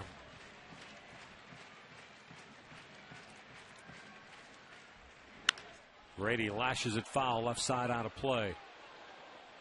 Rick, a number of fans who are following this year during the games on Facebook have asked, what are you seeing when you watch Grady Sizemore at the plate that is causing him so many problems here in the early going? Well, right, for me, and this has been a problem before, is Grady has a tendency sometimes to hook around a baseball and try and pull everything. We were on the road trip. He started to hit the left-handers to left field and was staying on the baseball a lot better. And the knock that he has tonight, he went right back up the middle. He tried to call timeout, didn't get it. Pitch was up but, you know, high. it's early. I mean, it's only the first month. Grady, you know, he missed most of last year. He's coming back. And, you know, it's just not that easy to get off and play real like you were for the 4 years prior to that when you miss him most of the year. Had a couple of surgeries. It's going to take him a little while to get back. Grady's going to be fine. I mean, nobody works harder at getting back to where you have to be than Grady. 2-2 pitch. Just missed outside, and the count goes full. If you've got a question or comment, log on to facebook.com/STOMatt. And if you've got a question for Rick or myself, a little bit outside. Yeah, they're framing it. You see where Mauer's bringing it back in to frame it. It was a good pitch. It was a great eye to lay off of that pitch. First and third, one out. Payoff pitch. And Grady shoots it back to the screen.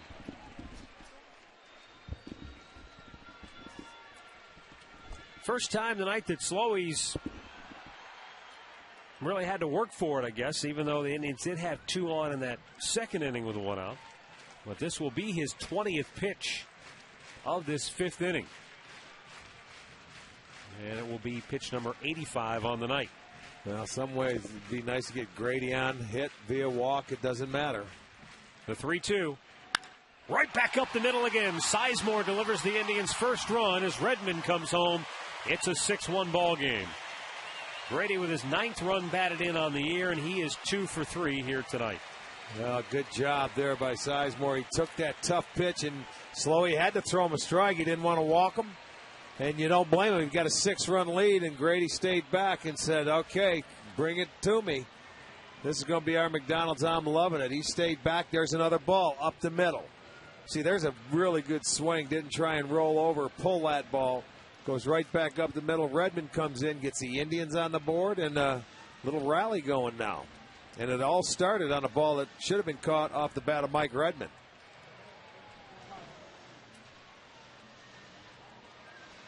Well, we talked earlier about how well this Minnesota Twins team has played defensively. Right. No error was called on that play, but certainly a ball that should have been caught. And right now the Indians have taken advantage for at least 1 run, but they need more.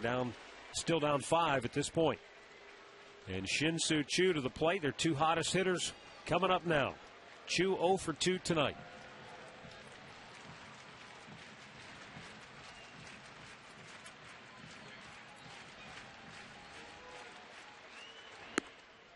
And Slowey goes right at him with a fastball strike.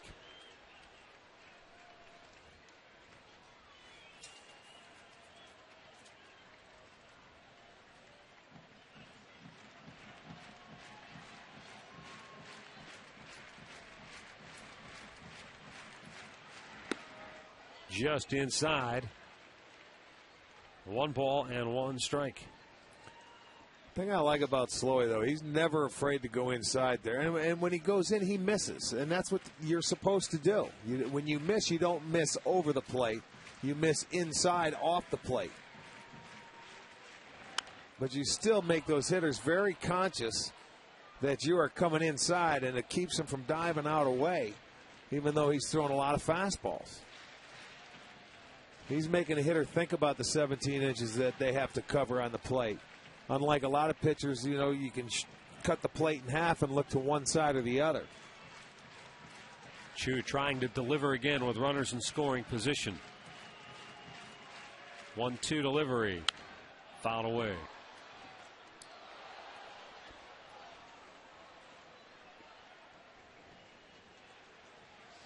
When Shin-Soo Choo was named the American League Player of the Week a couple of weeks ago,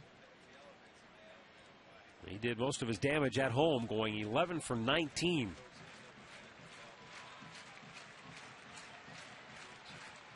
On the Indians' last and only homestand to this point. The 1-2 pitch. Jam job foul over the dugout and into the seats it goes.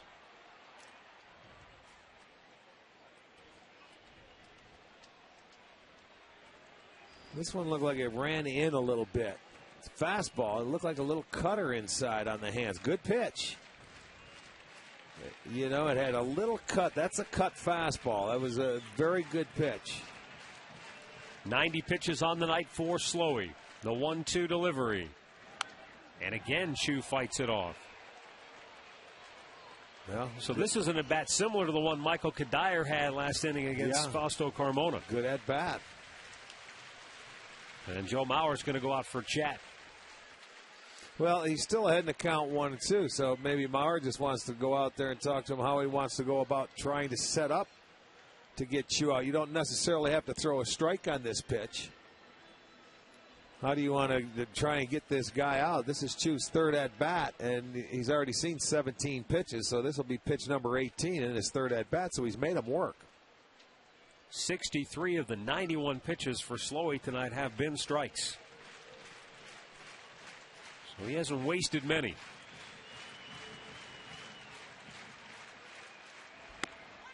Punched him out. He got the call that time. He's been in there a couple times. He finally got the call. Choo's not going to say anything. Excellent. Hey, nice pitch. He kept going in there, and he got a call. 6th strikeout of the night for Kevin Slowey. 2 down here in the 5th inning. You know, he's been throwing that heater that comes back a little bit on left-handers. And let's see if this one does. I don't know. Oh, it's a pretty close good pitch. You know what? Too close to let the umpire put it in his hands. That's what I say. He's been inside a couple times with Choo, and they've all gone his way, but not that one. He gets the call. That was an excellent pitch. Mauer again out to talk with Slowey.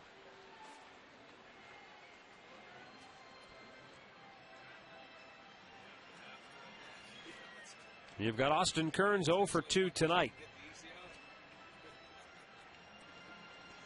Austin Kearns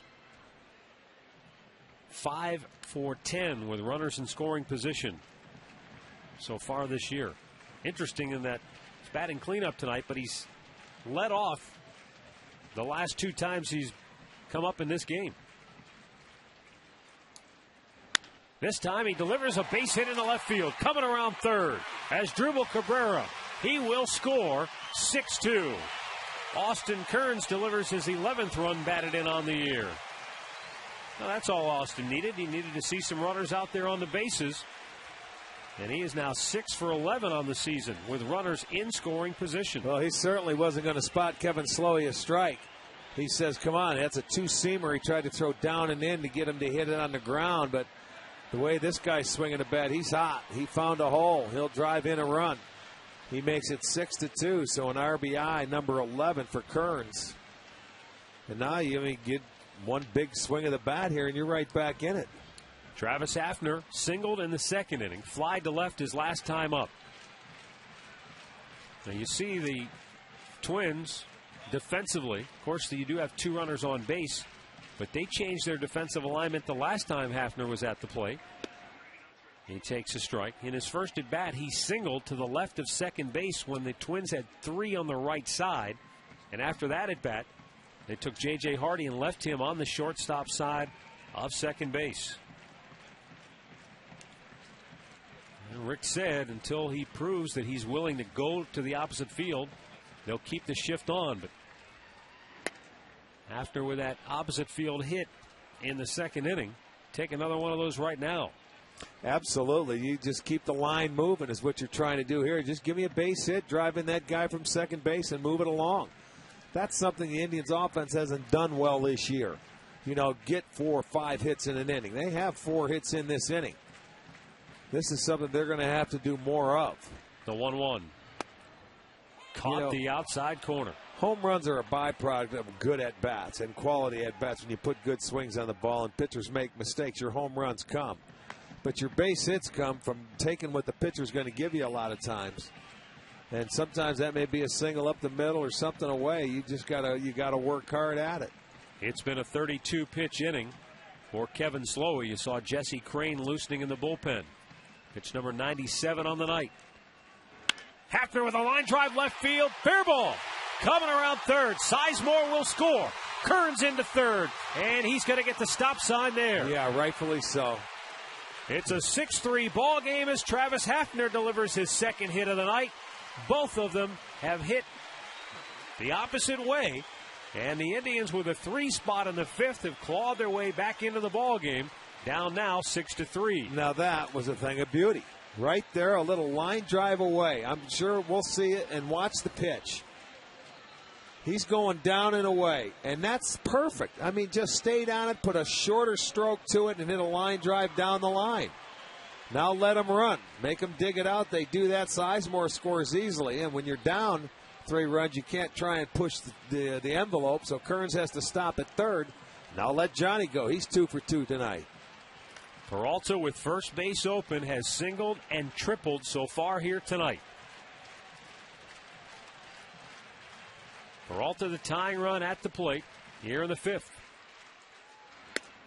Lays off. It's outside for ball 1. Remember, this inning was set up on a fly ball hit by Mike Redmond that was not caught in right center field. Kadire and Span came together. Perhaps some miscommunication, but the ball dropped. And the Indians have taken advantage to score 3 runs. Wow, he was way out in front on that one. 1-1 to count. Take another look here. Big slow hook. The slower the better right there. You can see he is way out in front. Okay, he fooled him there at strike 1. Johnny was looking for something that had a little more steam to it.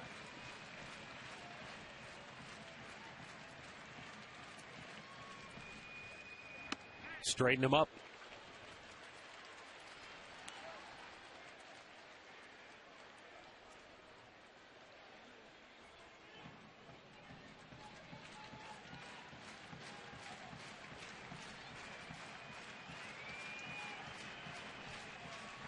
Second and third with 2 down here in the 5th inning and a 2-1 count.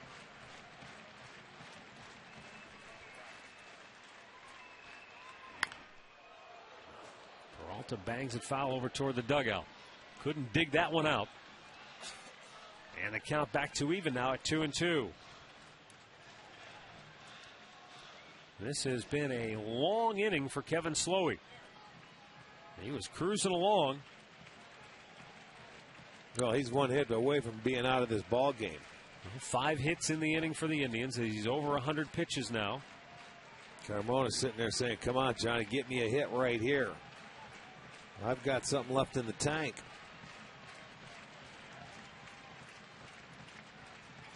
Peralta is the tying run at the dish. And Slowey's 2-2. Popped him up. Right fielder Michael Kadire charging in. And he's got it. The Indians get on the board. They score 3 times. And now through 5 innings, it's a 6-3 Minnesota lead.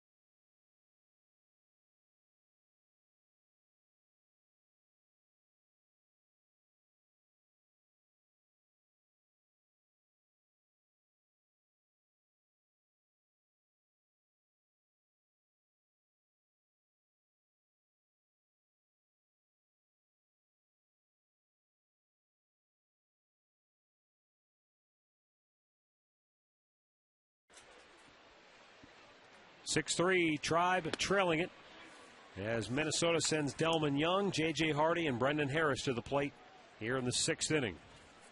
Fausto Carmona, 89 pitches, 55 for strikes. This is a guy. What is it with Delman Young? I don't know. He's walked him twice. On 4 pitches the last time.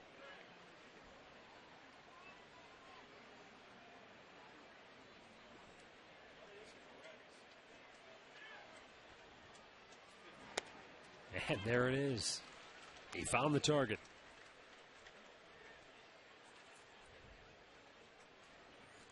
Left-hander Rafael Perez loosening in the Tribe pen.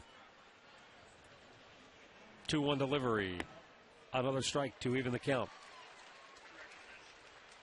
Indians have a new pitcher in the bullpen, Hector Ambriz. He was a Rule 5 draft selection this winter, which means he's got to be part of the 25-man roster. He's been on the DL as Young grounds out to short to open the 6th inning.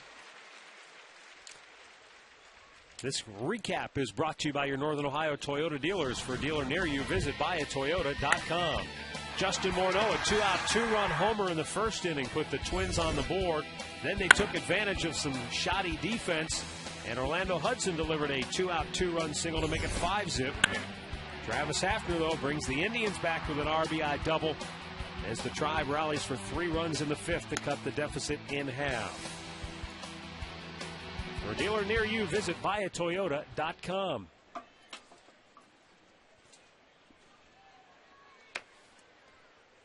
J.J. Hardy, 1 out of 2. He singled back in that 2nd inning.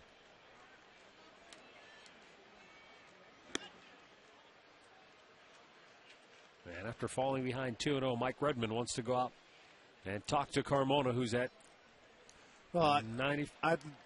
I think he's just trying to slow him down. 95 pitches. He's just trying to slow him down a little bit. You know, right here they just got Carmona 3 runs, and maybe as a pitcher you have a tendency to hurry up and go out there. You want to get your offense back in there. But first things first, you have to keep composed, throw strikes. You're facing the bottom part of that lineup. Manny Acta's talking to his pitching coach Tim Belcher and going down the lineup to see who they want to face down the road. But Carmona's just got to hold it intact here and get 3 quick outs. Line drive left field. Kearns makes the chest high grab. 2 down. Maybe that's what he said. Let him hit a line drive right at somebody.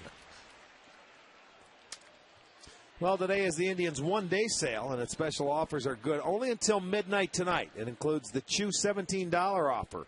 Celebrate Chew's Player of the Week honor. The Indians have created an offer this weekend that includes a mezzanine ticket and $10 in food or merchandise for only $17. You have until midnight tonight. Go to Indians.com.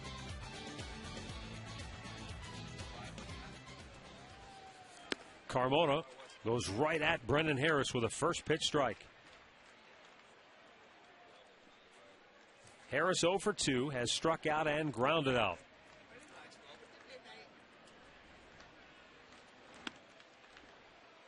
A little bit tight with that one.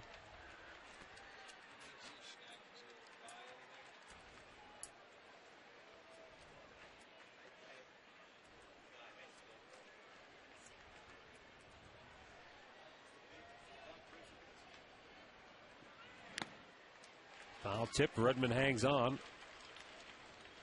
1 ball, 2 strikes.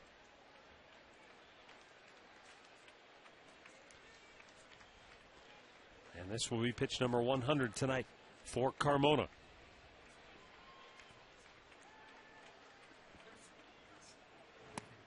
A little bit low, 2-2.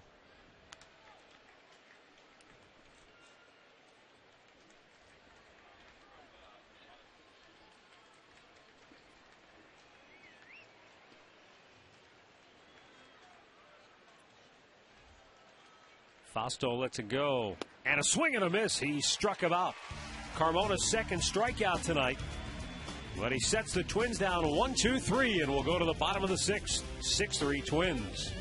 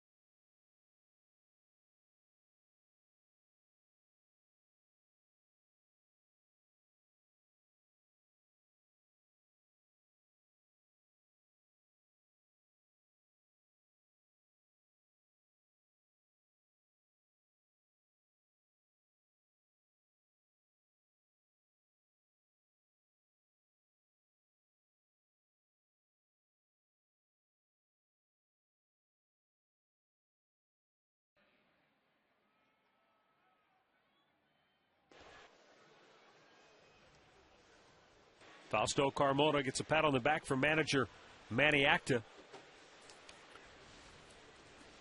If you just look at numbers from tonight's game, you wouldn't think Carmona pitched that well, but he deserved a better fate. Yes, he did. Than what he's gotten so far, although the Indians still have a chance to rescue him. Well, you know, when you got into that one inning with bases loaded, nobody out, and he really should have been out of it. Instead, the Twins put 3 on the board, and that's the difference in the game. Jesse Crane for the 9th time this year.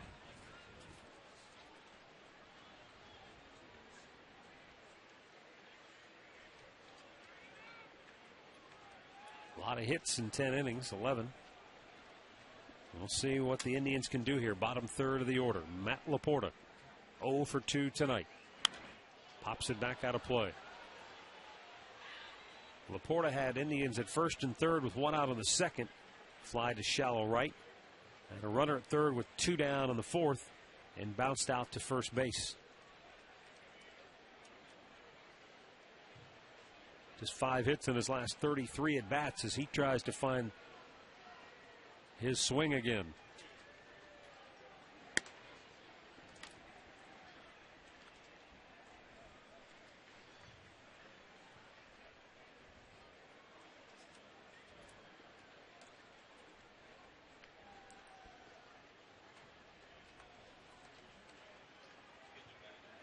This is a Minnesota Twins bullpen that statistically has been very good so far this year. Second best in the American League in ERA at 2.90.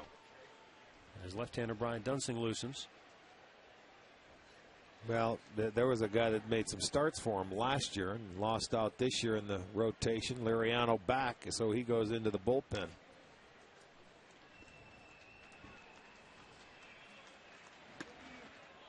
Just missed. A big reason, in my opinion, why the Twins bullpen is so good. They've issued the fewest number of walks of any bullpen in the American League, 16. Well, we just left a team that had the most walks with the Angels. And, you know, they were coming out of the bullpen. They walked more than their starters. So the Twins, they've always been a club that they hate to walk. Matt Laporta delivers a leadoff single here in the 6th inning. And for the first time tonight, the Indians get their leadoff man aboard. Well, that was pretty good at bat. Laporta fell behind in the count. He waited, and then all of a sudden got it back into his favor at 3-1. And he says, they don't want to walk me. Got a good fastball that he liked and drilled a base hit. That's hit number 10 now for the Indians. They had 5 in the last inning. So they started off the 6th with a knock. Luis Valbuena, 0 for 2 tonight.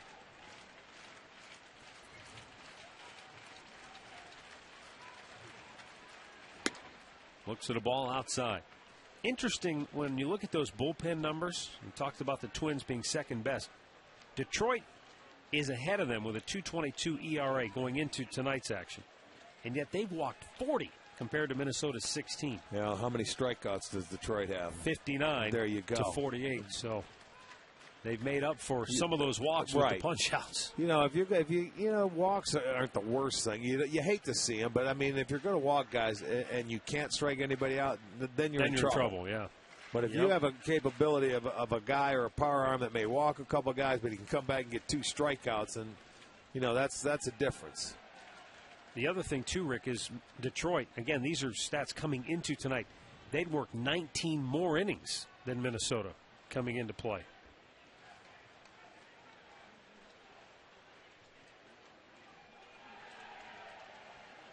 The 1-0 pitch. Up high, 2 balls, no strikes, and Jesse Crane working himself into trouble here with the bottom third of the order.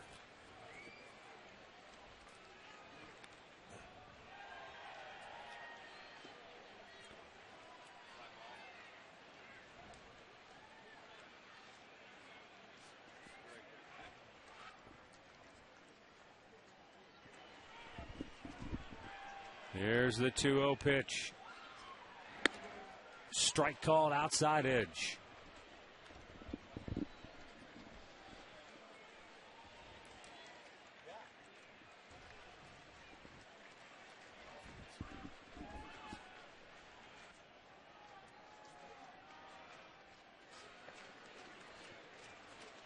Now Jesse Crane with a 2-1 to Valbuena. High, 3 balls and a strike. Bottom of the 6th inning. Indians were down 6-0, but 3 in the bottom of the 5th, and try to get it rolling again here in the 6th inning. Mike Redmond on deck.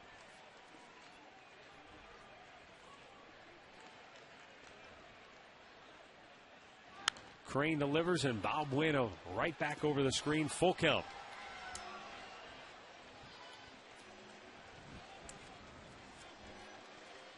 Luis Valbuena is a guy who is always going to try to hit his way aboard. Last year he walked 26 times in 368 at-bats.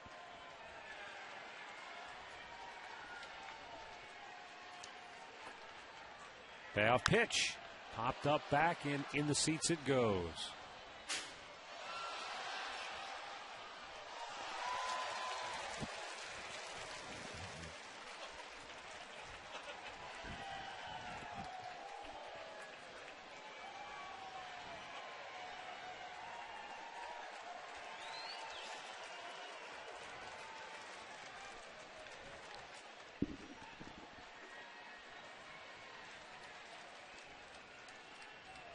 Laporta, the runner at first base, held on there by Morneau. And the payoff pitch to Valbuena is strike 3 called. 7 strikeouts for Minnesota pitching here tonight. 1 on 1 out here in the 6th inning. Mike Redmond started the Indians' rally last inning with a fly ball to right center that didn't get caught. And then the Tribe jumped on it, took advantage, scoring 3 times. Yes, they did. Got 3 knocks following that. That enabled them to cut the lead in half. So here is Redmond. Check swing, back to the mound. Crane's going to go for the double play, and he'll get it. Inning over. 6 complete. 6-3 Minnesota.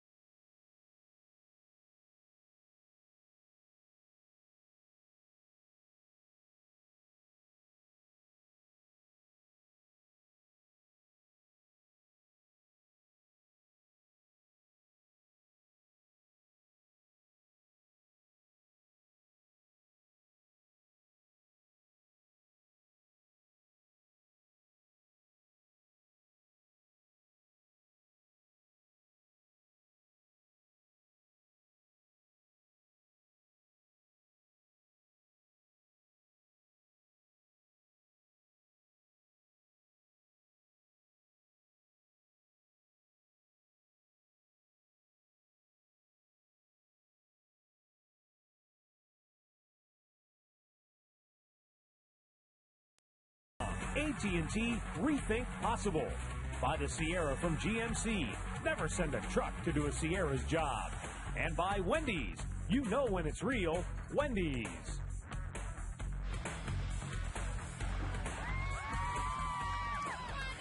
All right, well, we go now to the 7th inning, and Manny Acta has made the AT&T call to the bullpen, bringing in left-hander Rafael Perez. Perez pitching for the 8th time this year. No wins or losses. ERA 2.70 in 6 2/3 innings. He's walked 4 and struck out 5. Your call to the bullpen brought to you by AT&T, a better 3G experience. Well, Manny, looking, you're back at the top of the lineup. You've got Span, the left-hander. You move Hudson over to the right side. You got Maurer and Morneau to follow. So he's hoping he can get through this inning unscathed and keep the score right where it's at. Well, we'll see what Rafael Perez can do here tonight. Denard Span is 0 for 3. Scored a run back in the second inning.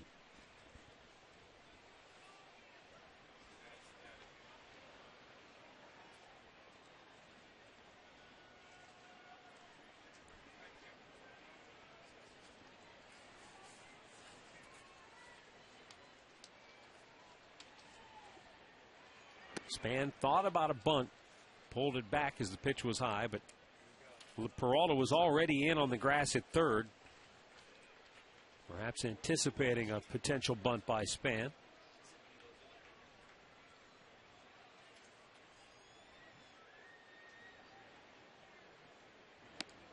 And it's 2-0. Well, he might just be showing him squaring around just until he throws a strike.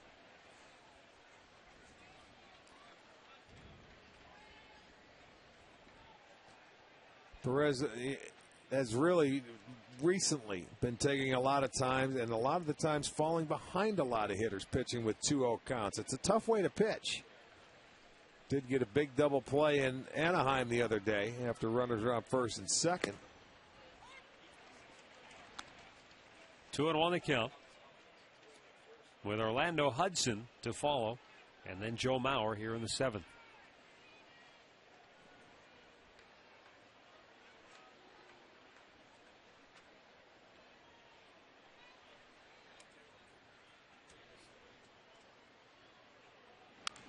Right back he goes with the foul ball.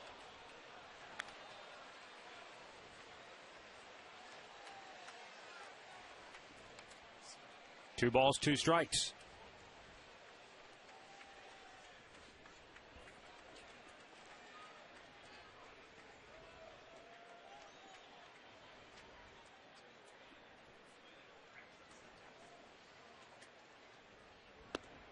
Low, full count.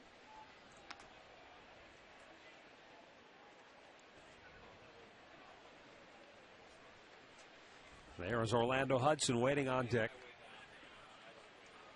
And a 3-2 count on Denard Span to start the seventh inning. The payoff pitch. And it's ball four. And Rafael Perez has walked the leadoff man. Let's go back to the studios for another in-game update. Here's Al. Matt, we head to New York. White Sox were leading the Yankees 4-2 in the fifth inning. Derek Jeter at the plate with the runner aboard to left. Gone, his fourth home run of the year, ties the game at 4. We're still even. Bottom of the seventh inning now in New York.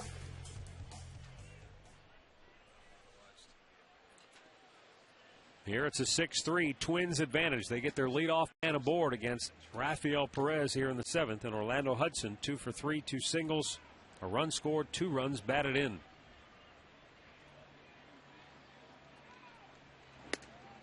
And a first pitch strike.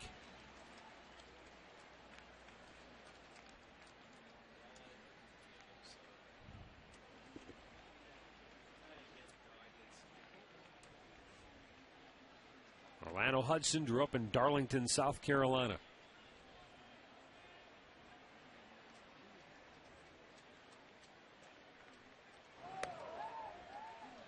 Span able to get back easily. He stole a base back in the second inning. Twins have 3 steals on the night.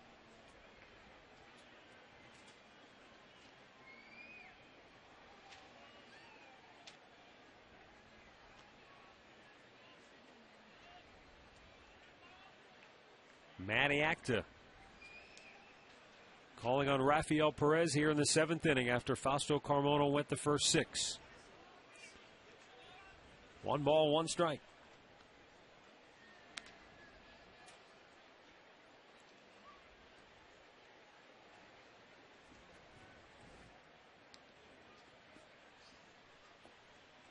Jamie Wright loosening for the Indians in the bullpen.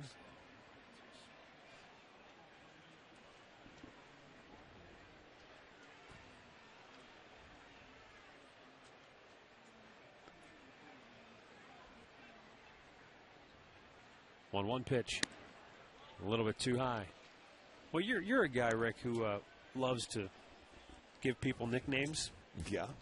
When Orlando Hudson was a kid, and it's hard to imagine this now because he's a grown man, but when he was a little kid, he said I was all head and had a little skinny body, and his nickname was Headquarters.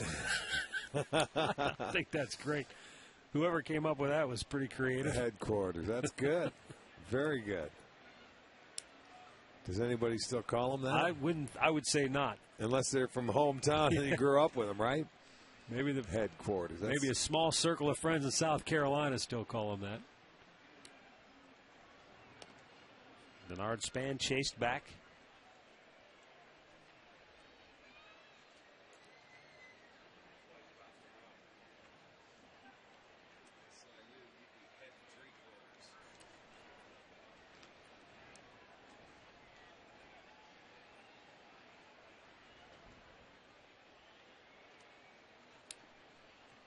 Now the 2-1 delivery.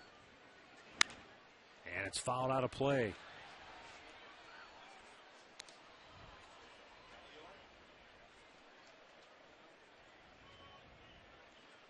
The one thing about Orlando Hudson, he has never lacked for confidence.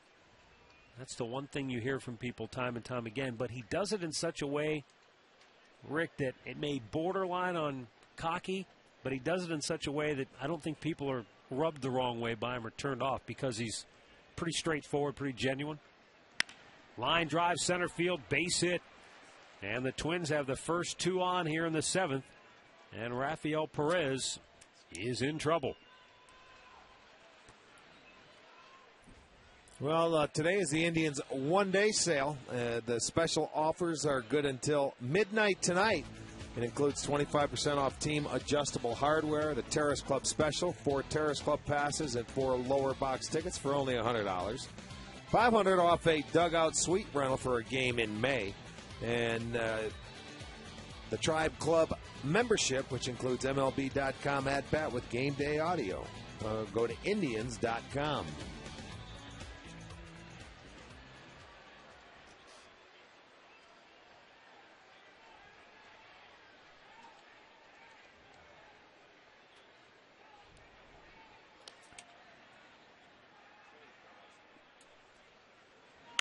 Mauer fouls it off third base side.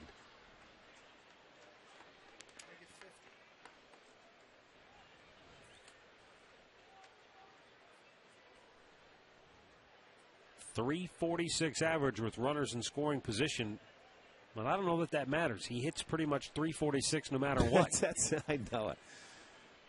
It doesn't. You're right. It doesn't matter. You don't look at numbers of this guy. You know he makes a lot of left turns. He's got a high on base percentage, and you don't want him up in these kinds of situations. When the table setters are on, you have to pitch to him. You can't pitch around him, and he's got such a good eye at the plate. So Perez has got himself in some hot water right now.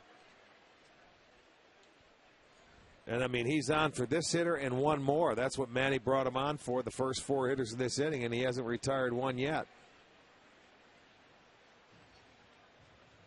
The 1-1, low, 2 balls and a strike. And that's the same beat. Beat goes on, 2-1, 2-0. He's not ahead of the hitters. And you know what? He's taken more time. I think Rafael Betancourt has rubbed off on this guy. You know, he takes more time now. He gets on there. He walks around the mound. He does too many other things. He's out of rhythm, out of whack. You got to get the ball, get some rhythm. Let's go.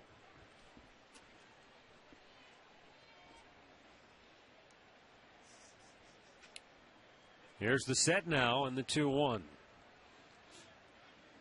Swung on and missed. Back in 2007, Raffy left and Raffy right were a lethal combination. They sure were.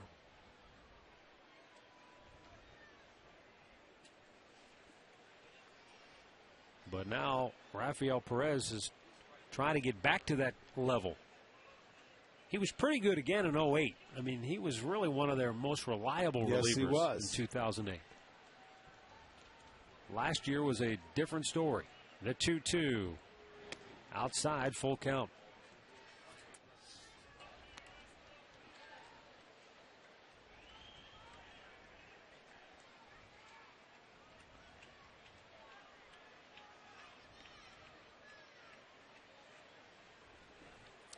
Well, you have good speed on the bases. I don't think they'll start him here because of the way Mauer hits, and plus the left-hander's up. But runners go 3-2. Line to left, a base hit for Mauer. Span will score. Hudson to third, and now Kearns has trouble picking up the ball. Coming home is Hudson, and he will score. 2 more runs for the Twins, who now lead it 8-3. That'll be an RBI for Mauer, and then an error allowing Hudson to come around and score. And I didn't see what happened to Kearns down there. He bobbled the ball. He went down to pick it up and bobbled it again. They were going to get to third because they started the runners. You see, there's a pretty good pitch, but Mauer just, he's going to put the bat on the ball. So one's going to come in easily. Now watch, he goes to the backhand side, drops it, kicks it, dropped it again. That's when Hudson came around to score because he was stopped at third base. And that's when Mauer went to second base. So give him a single RBI, give the error to Kearns, and it's now an 8-3 ball game. No, did they give him a single or a double? They did give him a double. So credit Mauer with a double.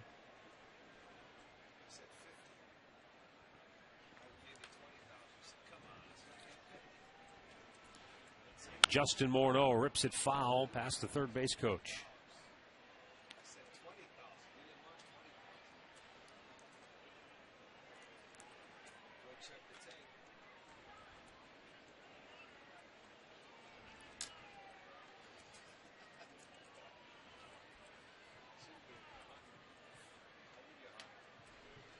Mauer at second base. Nobody out. And Justin Morneau sends a high fly to center. Mauer will tag, but he'll hold right at second base. 1 away.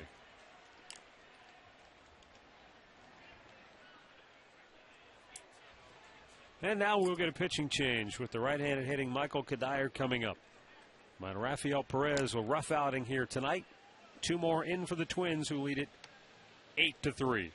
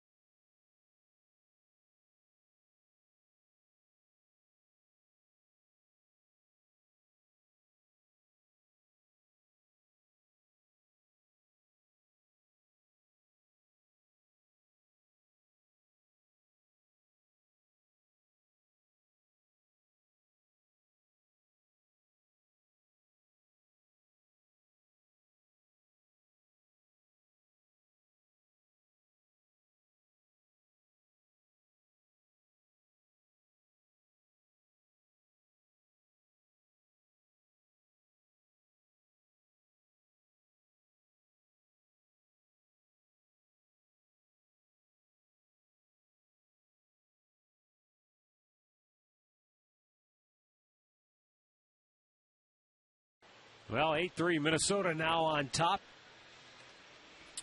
Runner at second base, 1 out here in the 7th inning, and Jamie Wright coming on for the 7th time this year. No wins, a loss, ERA 4.32. He has walked 4, struck out a pair in 8 1/3 innings of work.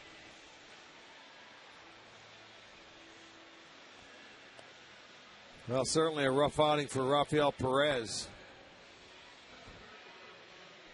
They were at that point, and we talked about it early in the game when they score early. They outscore them in the first 3 innings, and then they add on late. Well, the 7th innings here, they were at a 2 spot on the board. So we've got 2 in the first, 3 in the second. They come back with 2 in the 7th.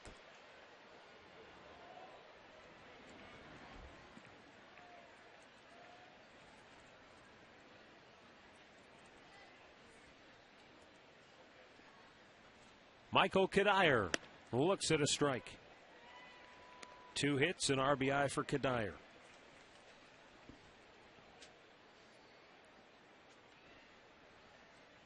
This guy has always been a good hitter.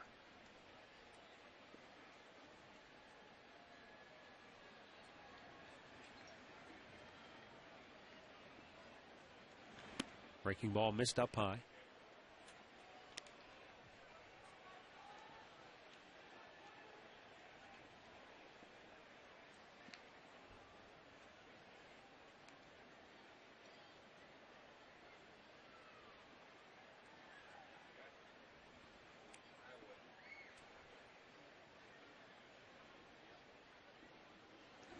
Fastball at the knees on the outside corner for a called strike.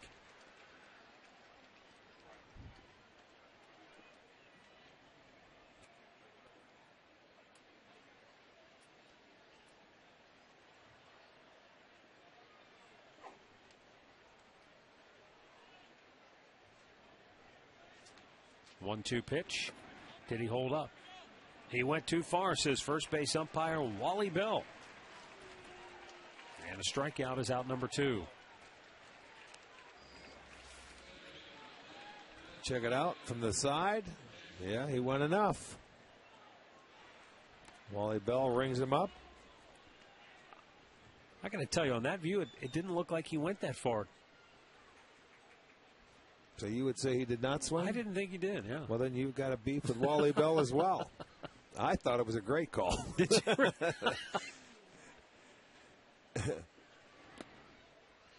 Jason Kubel looks at a ball in the dirt. He's 1 for 3, singled and scored in the second. The intent was there.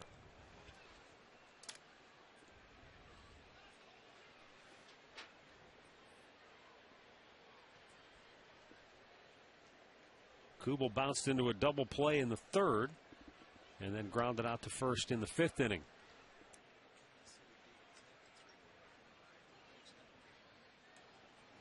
Broke his bat, popped it up. Peralta has it. Inning over. But the Twins get 2 big ones. Stretch time in Cleveland. They lead it 8-3.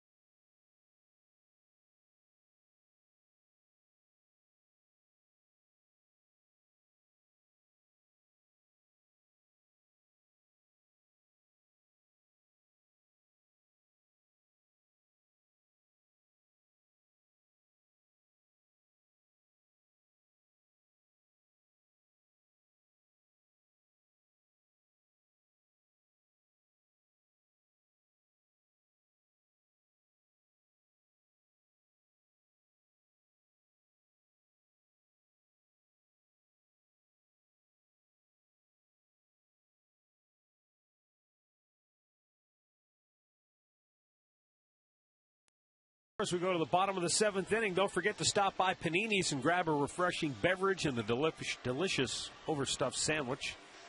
Check out their Chagrin Falls location. That'll be opening soon. And log on to paninisgrill.com for a list of all of their locations.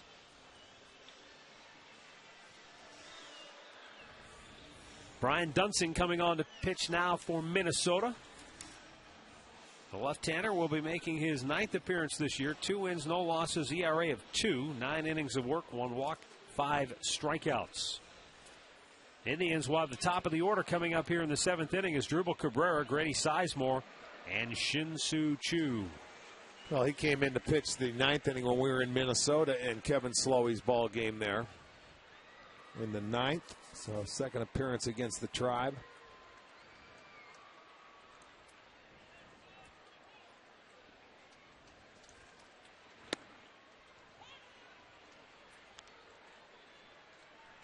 As Drupal Cabrera, 1 out of 3, singled back in the 5th inning.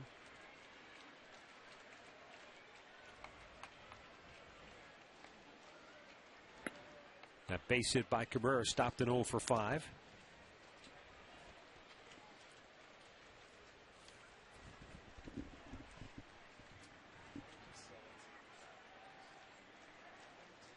As Drupal batting .267 so far this year from the right side.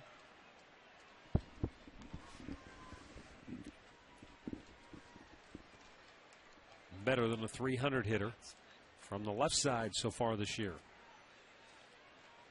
Hits are even at 10 apiece, but the Twins with a 5-run cushion. Outside, 3 balls and a strike.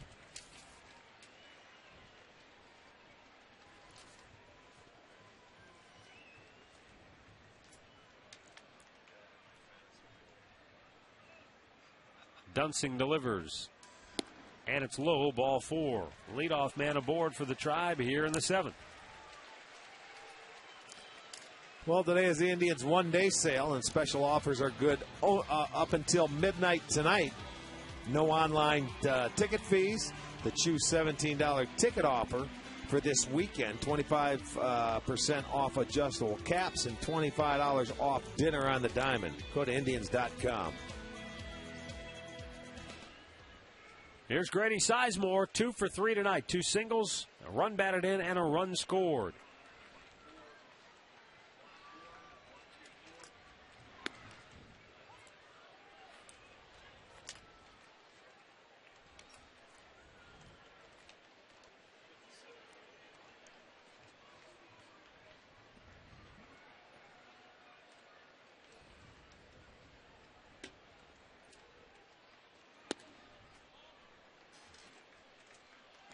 A ball and a strike to count on Sizemore.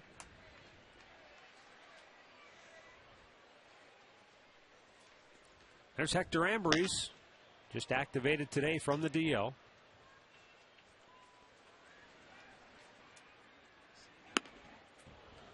Grady went after that high heater, and it's a ball and 2 strikes.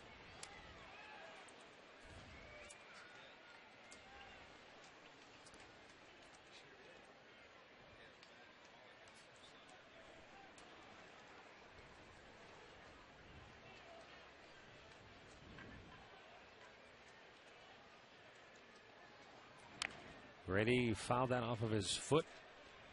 Stays alive, 1-2.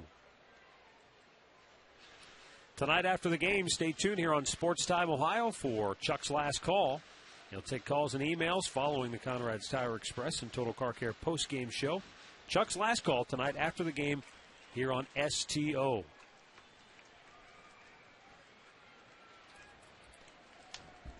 Grady Sizemore waits the 1-2 pitch. And it missed inside, 2-2 the count.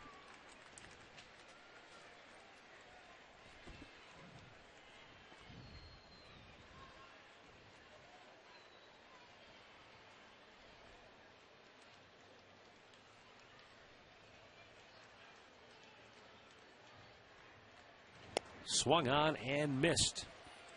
Dunsing gets the 8th strikeout for Minnesota pitchers here tonight. Back to the studios for another in-game update. Here's Al. Matt Rigg, big night tonight for Derek Jeter of the Yankees. He's 3 for 4 with 4 RBIs. Here's 2 of them to break a 4-4 tie in the bottom of the 7th inning. A triple. That gives New York a 6-4 lead. They're heading to the top of the 8th now. Yankees ahead by 2. Thanks, Al. Here is Shin-Soo Choo with a ground ball to second. Hudson goes to second for 1. Hardy can't quite turn the double play, and the inning stays alive. Choo aboard on the fielder's choice. Hudson had to make a long throw back to second, and that enabled Choo to get down the line and beat it out. Actually made it a lot closer than I thought because Choo can get down the line pretty well.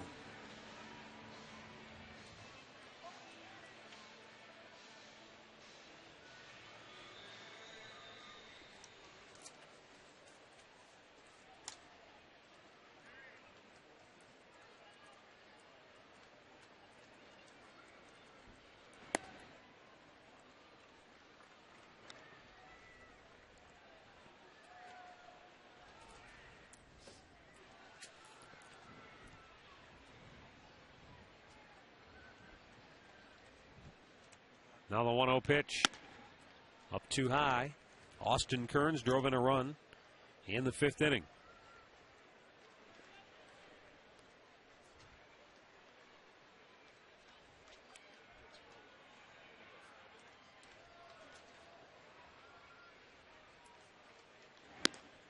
Outside, 3 balls and no strikes.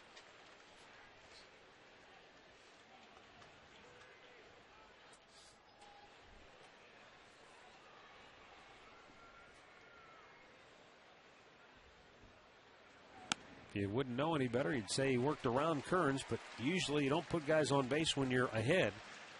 2 on, 1 out, and Travis Hafner, who already has a pair of hits, coming to the plate. And that's going to bring out pitching coach Rick Anderson.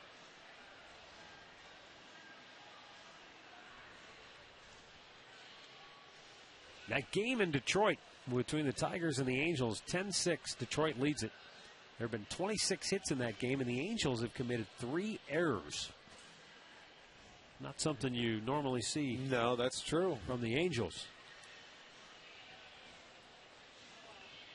Angels began the night in a tie atop the Western Division standings with Oakland. Both teams 12-11.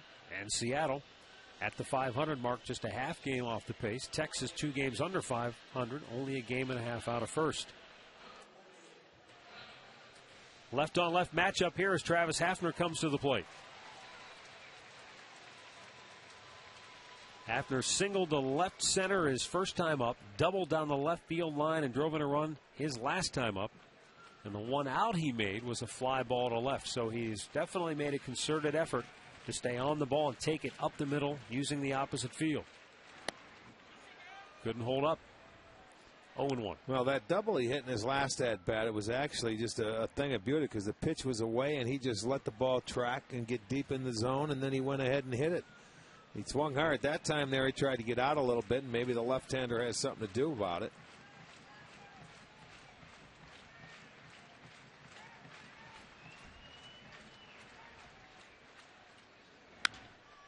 That's going to go foul, out of play down the left side. Quickly 0-2 the count. Right-hander Matt Guerrier loosening for the Twins.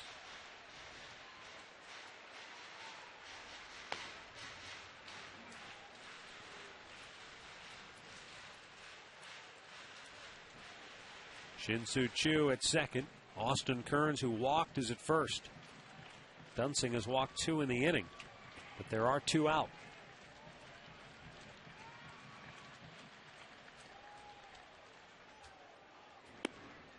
Low, 1 ball, 2 strikes.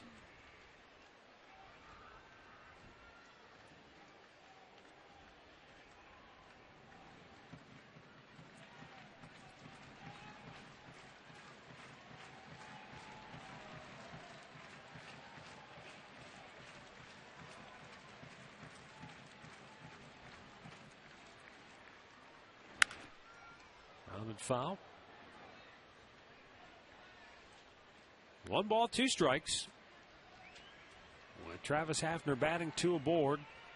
2 out here in the 7th inning as the Indians found themselves down 6-0 going into the bottom of the 5th inning tonight when they rallied for 3 runs to cut the deficit in half. But then Rafael Perez came on the 7th and gave 2 right back to Minnesota. 1-2 pitch. A little bit low. Yeah, when they cut it in half and made it a 6-3 ball game, I think people felt they still had an opportunity. Right now, they're a little quiet. They need a base hit here.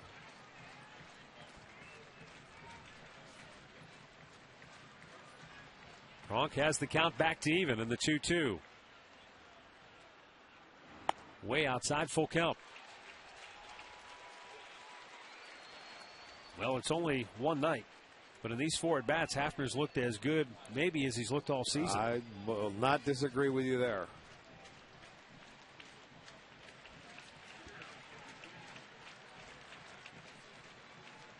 Ron Gardenhire will probably go to Matt Guerrier if Dunsing does not get Hafner. And the payoff pitch Runners go. Hafner hammers it right field, but it hangs up for Kadire, who makes the grab. And the inning is over. Tribe strands a pair. We go to the 8th. 8-3 Minnesota.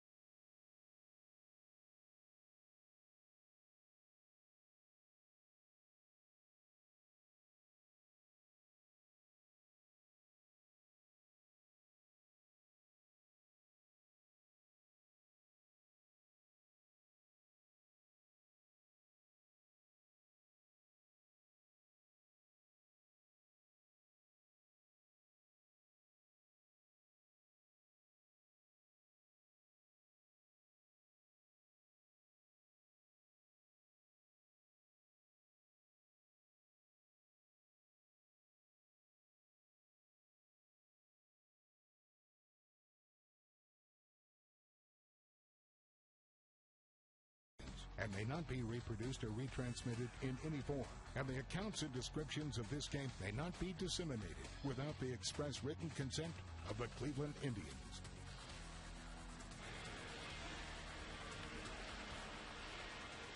Well, we go to the 8th inning here at Progressive Field, where the Indians trail 8-3. And we'll get the debut of right-hander Hector Ambriz. This is what he's done at AAA, 8 games, or 7 games rather, 1.13 ERA, 15 punch-outs in 8 innings of work. Well, yeah, the decision today to send down Joe Smith, the side-arming right-hander, replaced by Hector Ambriz, and he was throwing the ball well down there in Columbus. Guy that was hurt in spring training, a Rule 5 draft from Arizona.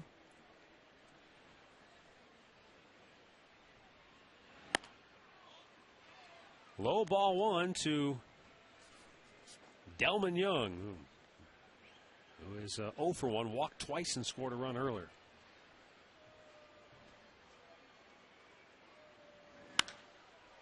Long fly ball to center. Sizemore racing back. He's running out of real estate. Makes the catch, crashes into the fence, and hangs on. Oh, Grady Sizemore on a dead sprint, awkwardly falling into the fence, but he hangs on. And he's got a big smile to boot, so that's good to see. Yeah, it is, but that had to hurt because he was falling back in that wall as he goes back to make this catch. It's in his glove, and he's feeling for the wall is what happens. And he thought he was a little bit closer, and then all of a sudden, here it comes. He thought he was going to hit it before he did. But he's able to hold on, makes a beautiful catch. By the way, that's how they do it up here in the big leagues. Keep it in the park, and they'll catch it. Well, Grady Sizemore making sure all the pieces are still in place. That elbow that slammed into the wall is the one that he had surgery on in the offseason, too. Fastball strike to J.J. Hardy.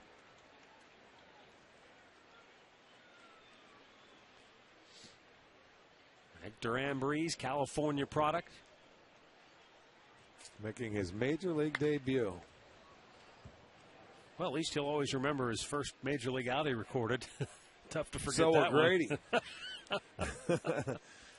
Well, you know, there's got to be the juices flowing, man. And the nice thing is that, you know, the kid gets called up today. He gets an opportunity to get in the game. You don't have to wait. You don't have to think about it. And, I mean, something you look forward to doing. Now that first out is recorded. Now he can relax and let it go.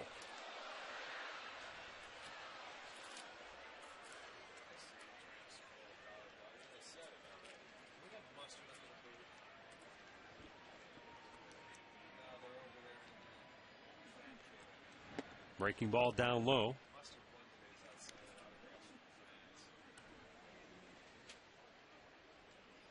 Hector Ambrose pitched at UCLA, where he was a teammate of David Huff.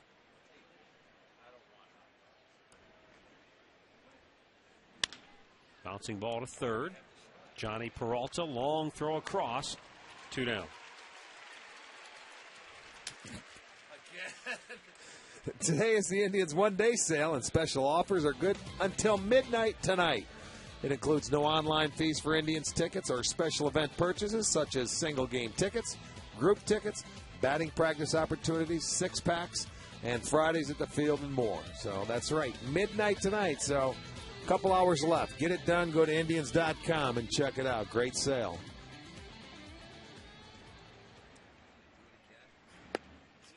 Pitch down low to Brendan Harris, who is 0 for 3 tonight. Hector Ambrose, selected by the Indians in that Rule 5 draft out of the Diamondbacks organization in December. And a ground ball gets into right field. Harris has his first hit tonight. And a 2-out base runner now for Denard Span. Ambrose had just made it to AAA last year, pitched in 23 games for AAA Reno, and then the Indians made that selection. And for those of you who are not aware, the Rule 5 draft, when you draft a player, he has to stay on your 25-man big league roster, or you have to offer him back to the team that you drafted him from. But Ambrose was injured in spring training, thus he was on the disabled list and just activated now today after the rehab stint. Ground ball to second. Valbuena will throw him out. And a scoreless first inning, and the debut in the big leagues for Hector Ambrose. But the Indians trail this one 8-3.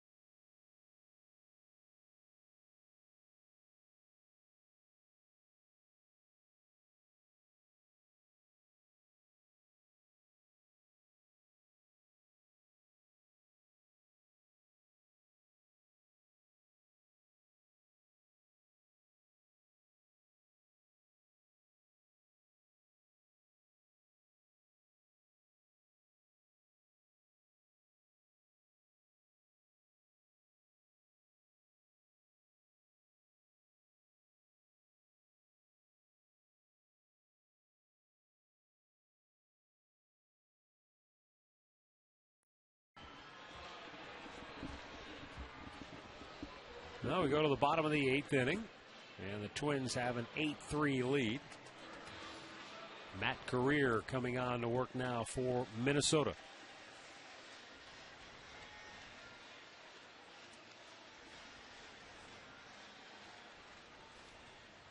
Cleveland native. He's done a nice job for Minnesota. Johnny Peralta bangs a ball on the left side, backhanded by Hardy, and Morneau couldn't handle the short hop. But I'll tell you, I mean, that's going to probably be a base hit. He got enough on that ball I'm surprised how much he got on it going away from the field. It was going to be a short hop. Monroe couldn't come up and handle it.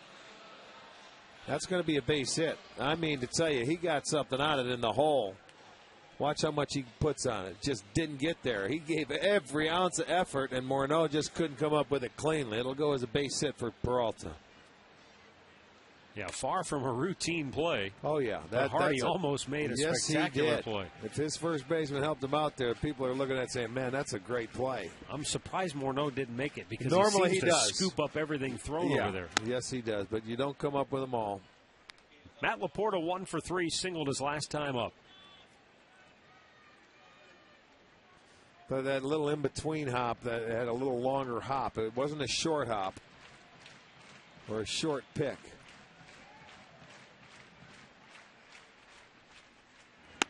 Up high. 2 balls, no strikes. Matt Guerrier went to Kent State. Was a 10th round pick of the Chicago White Sox in 1999.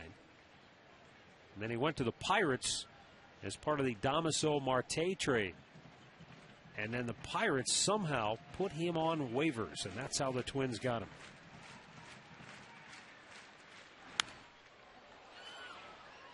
Two balls and a strike.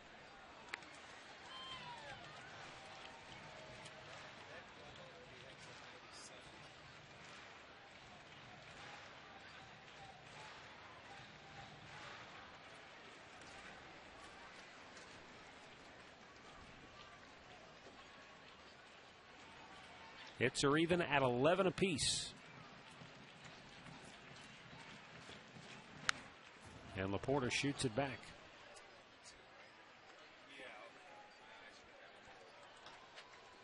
See Jensen Lewis getting loose in the Tribe bullpen.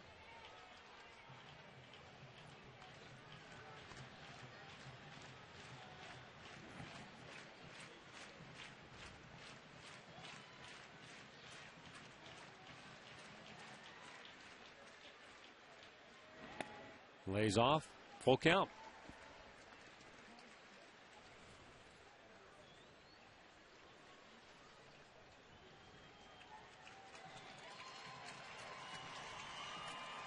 Johnny Peralta, Indians leadoff man aboard to start the bottom of the 8th.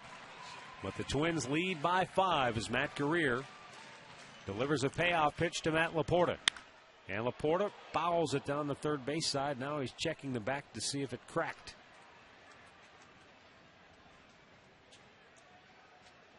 And apparently it's okay. He's going to stick with it.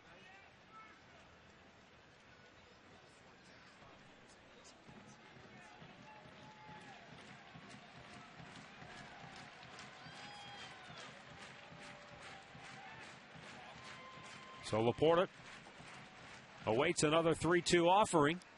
And it's high, ball 4. So the Indians get their first 2 men aboard to start this 8th inning. They trail by 5.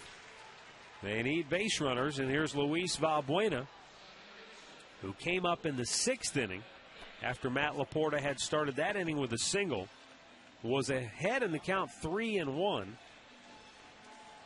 but wound up taking a called third strike. Right when it looked like perhaps Jesse Crain was in trouble, he was able to come back, get the strikeout, and then a double play ball to end that inning.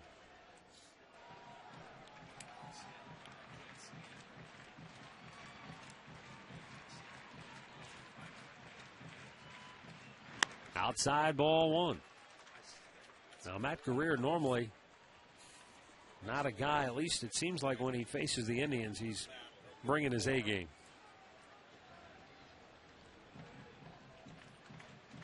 He walked 3 so far this year in over 11 innings of work.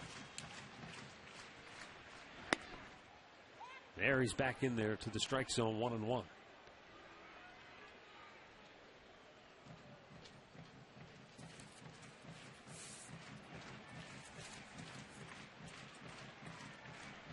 Well, certainly not the thing you want to do, or does your manager want you to do when you have a 5-run lead, is to walk anybody.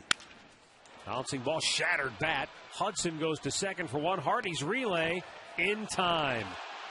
A double play ball. Peralta to third, but now 2 are out.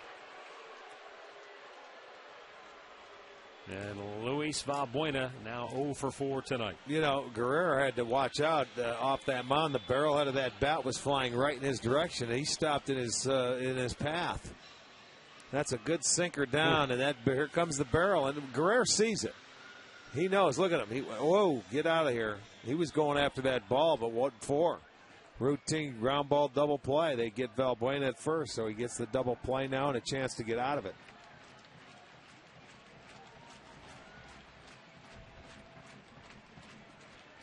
And Mike Redmond, the batter, with 2 out, looks at a ball up high.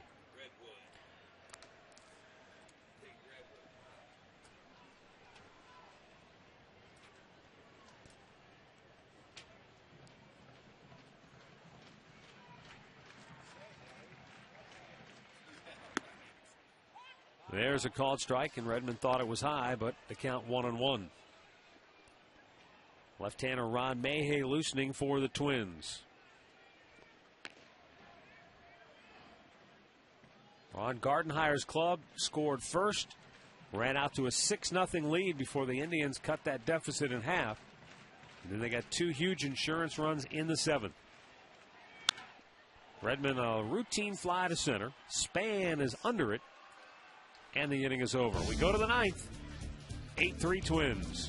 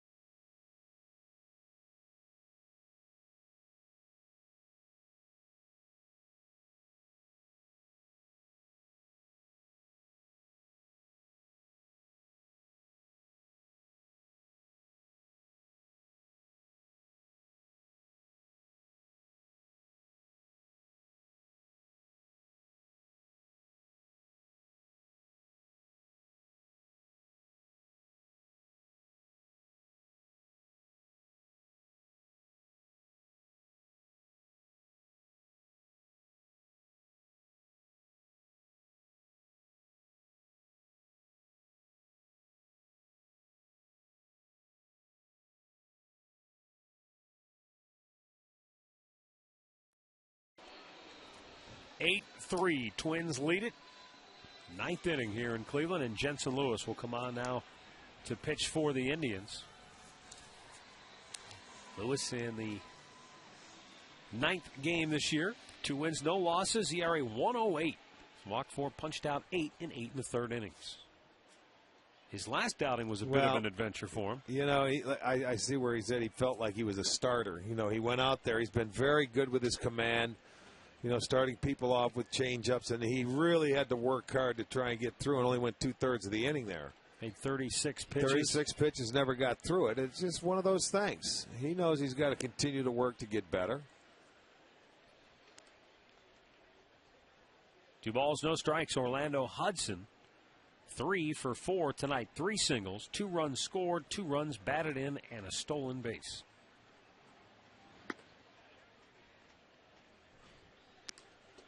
Three and 0 the count.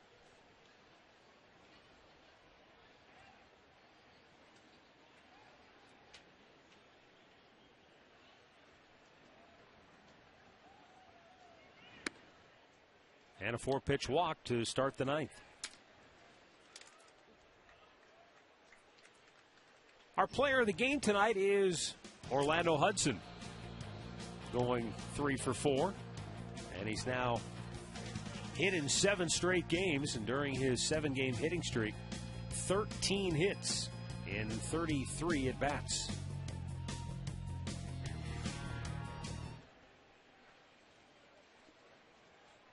Here now is Joe Mauer.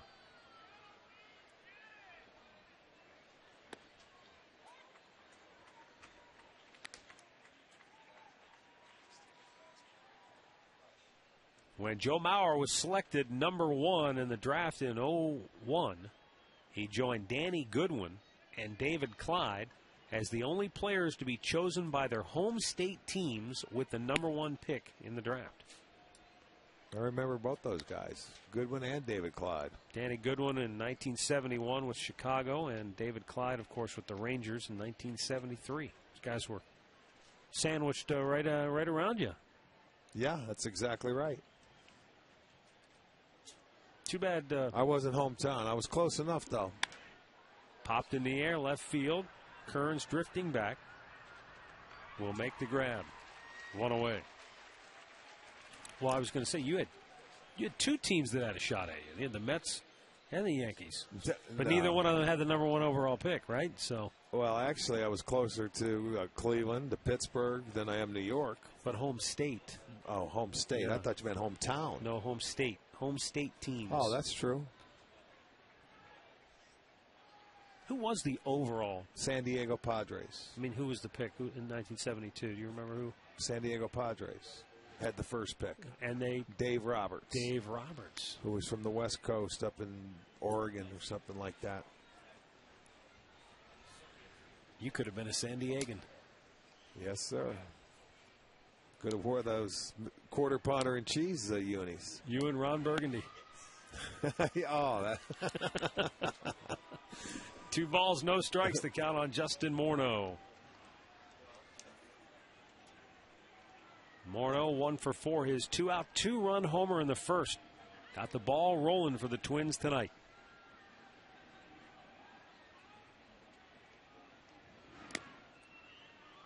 Three balls, no strikes.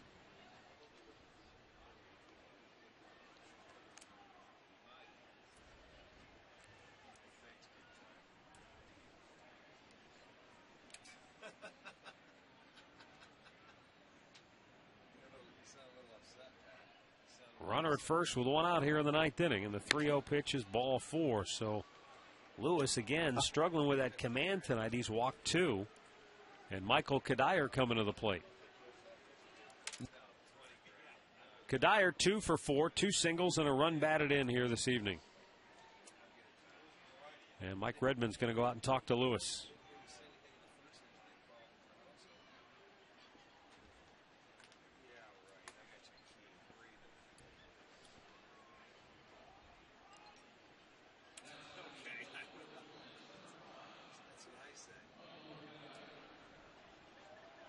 Michael Kadire, as I mentioned earlier, signed back in '97 with the Minnesota Twins. He led the U.S. Junior National Team to a bronze medal at the World Championships. He led the U.S. team in homers and ribbies.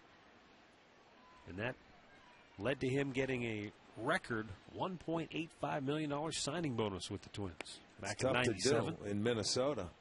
That's hard to do.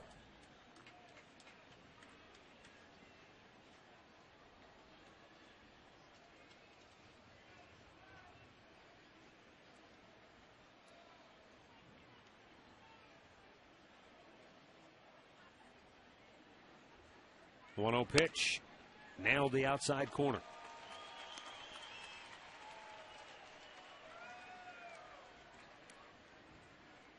Well, give Minnesota, their scouting department and their front office some credit for making the most of those picks. I mean, Morneau was a 3rd-round pick in 1999.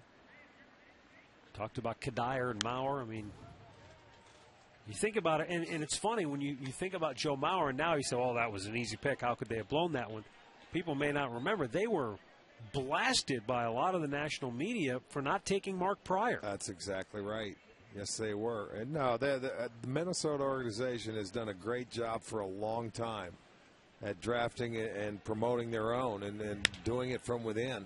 Cabrera, backhander, can't come up with it cleanly, and everybody's safe. Well, here you go. Again, Cabrera has a tendency to rush a little bit, get into a hurry and try and do a little too much too fast.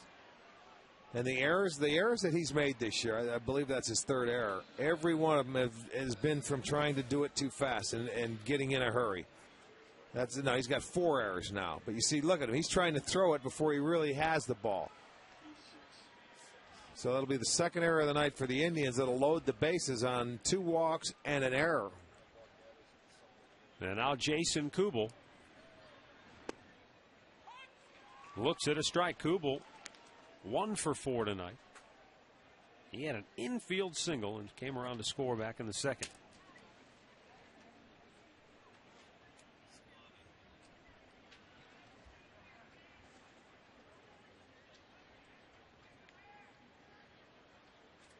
The 0-1 pitch.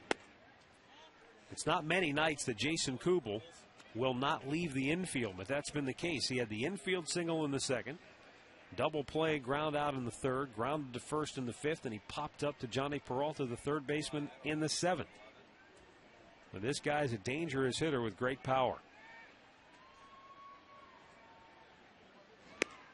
Strike to the outside corner. Good pitch by Lewis. And he jumps ahead in the count 1-2.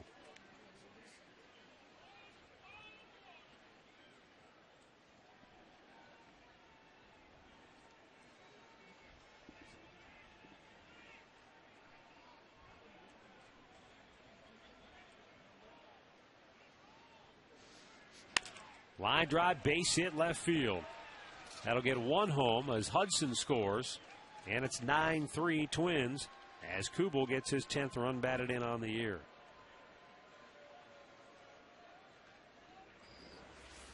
Well, he threw everything basically away, and Kubel just says, I'm just going to stay on it. I'm going to go that way with it. He does. Takes the hole between short and third, drives in a run. Twins now with 12 hits. Delman Young 0 for 2. He has walked twice and scored a run. He flied to deep center his last time up. Now a ground ball to Valbuena. They get 1 there. Cabrera on the turn, and the inning is over. Twins tack on a run. We'll go to the bottom of the ninth. 9-3 Minnesota.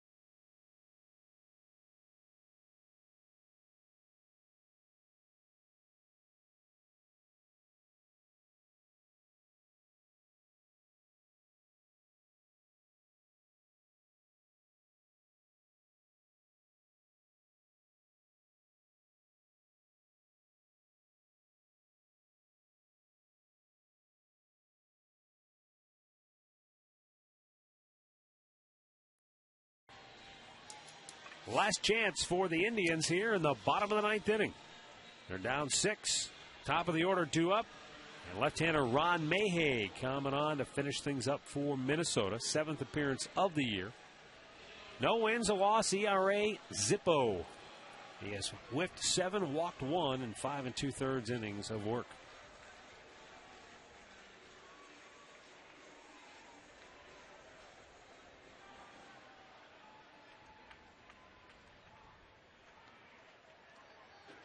Ron Mayhew was originally an 18th round pick of the Boston Red Sox back in 1991.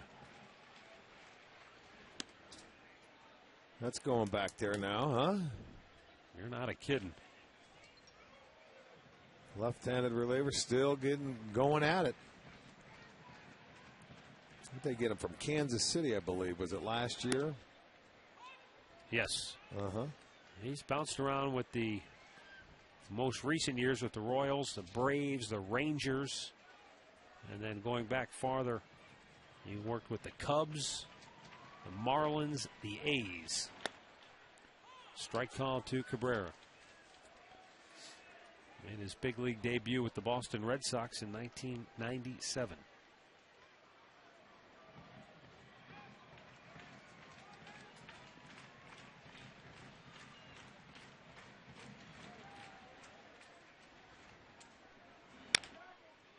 Slow tapper.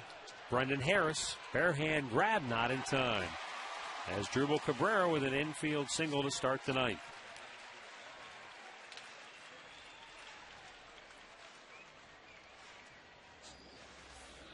Well, you top that ball and you run. And I mean run hard, because that's almost like the old swinging bunt. He's able to beat it out, the good speed. So he will be rewarded with an infield single. Both these teams have 12 hits. The only difference, the Twins have 9 runs to the Indians 3.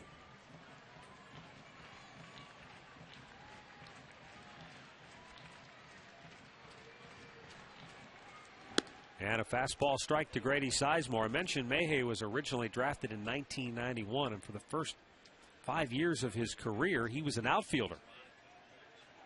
But it was former Pawtucket manager Buddy Bailey who turned him into a pitcher. Grady Sizemore went too far, says home plate umpire James Hoy.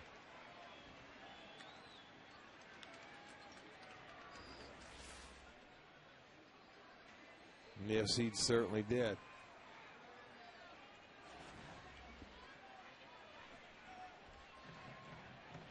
Now the 0-2. Swung on and missed. Gets the strikeout. 9 strikeouts for Twins pitchers here tonight. And with 1 out, Shin-Soo Choo will be the batter. He is 0 for 4 tonight. It's amazing when you think about it, how players are found sometimes. Mayhew, as I mentioned, was an outfielder, but he's pitching in the Australian Winter League, which I got to be honest, I didn't know there was an Australian Winter League. Well, I got to be honest with you, too. I didn't either. This is after the 1995 season was over. And his manager said they got rained out one day, and he said, you know, why don't I get up and throw a few in the bullpen? And the manager started watching him. He got loose. He threw about 10 pitches, and the manager says, whoa. Somebody go get the radar gun. He was hitting 91 miles an hour on the radar gun, and he hadn't even been a pitcher yet. But they knew they had something, especially being left-handed. Well, the only guy, Australian, I remember on this team was Cameron Cancross. That was back in the days when Charlie Manuel was managing here. Well, Mayhew's not Australian, but no, but he pitched over there. So I'm thinking of people that were over there that were major leaguers. There's been a few. You're saying the Australian Winter League is not an express lane to the big pipeline? leagues? I wouldn't think so. Chu lifts it up, out of play. You go over there to work on your surfing.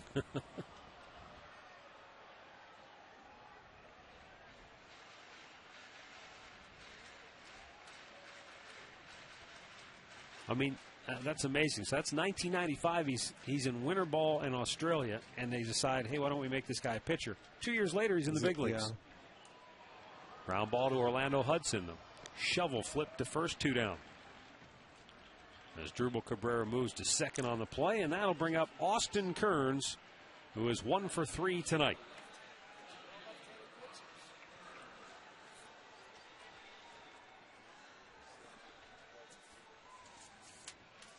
Same 2 teams tomorrow night at 7 o'clock right here on Sports Time Ohio. Justin Masterson will go up against Jeff Manship, who got the call up from AAA Rochester to take the spot of Nick Blackburn, who was originally supposed to start tonight's game.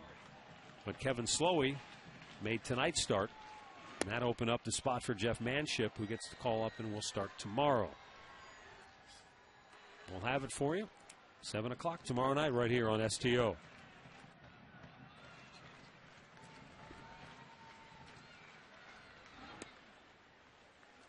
Two balls, no strikes.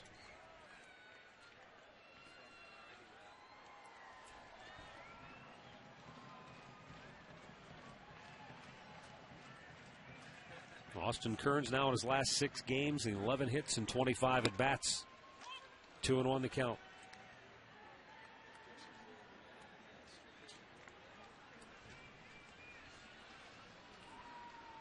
The Indians have wrapped out a dozen hits tonight, but just the 3 runs. Ground ball to short. This should end it. J.J. Hardy throws him out. Minnesota takes the opener here tonight by a final score of 9-3. With the win, Minnesota now 15-8 on the year. Indians drop to 9-13. The win goes to Kevin Slowey. He is now 3-2. The loss to Fausto Carmona, his first. He's now 3-1 on the year. Time now for our play of the game, and it's brought to you by KeyBank.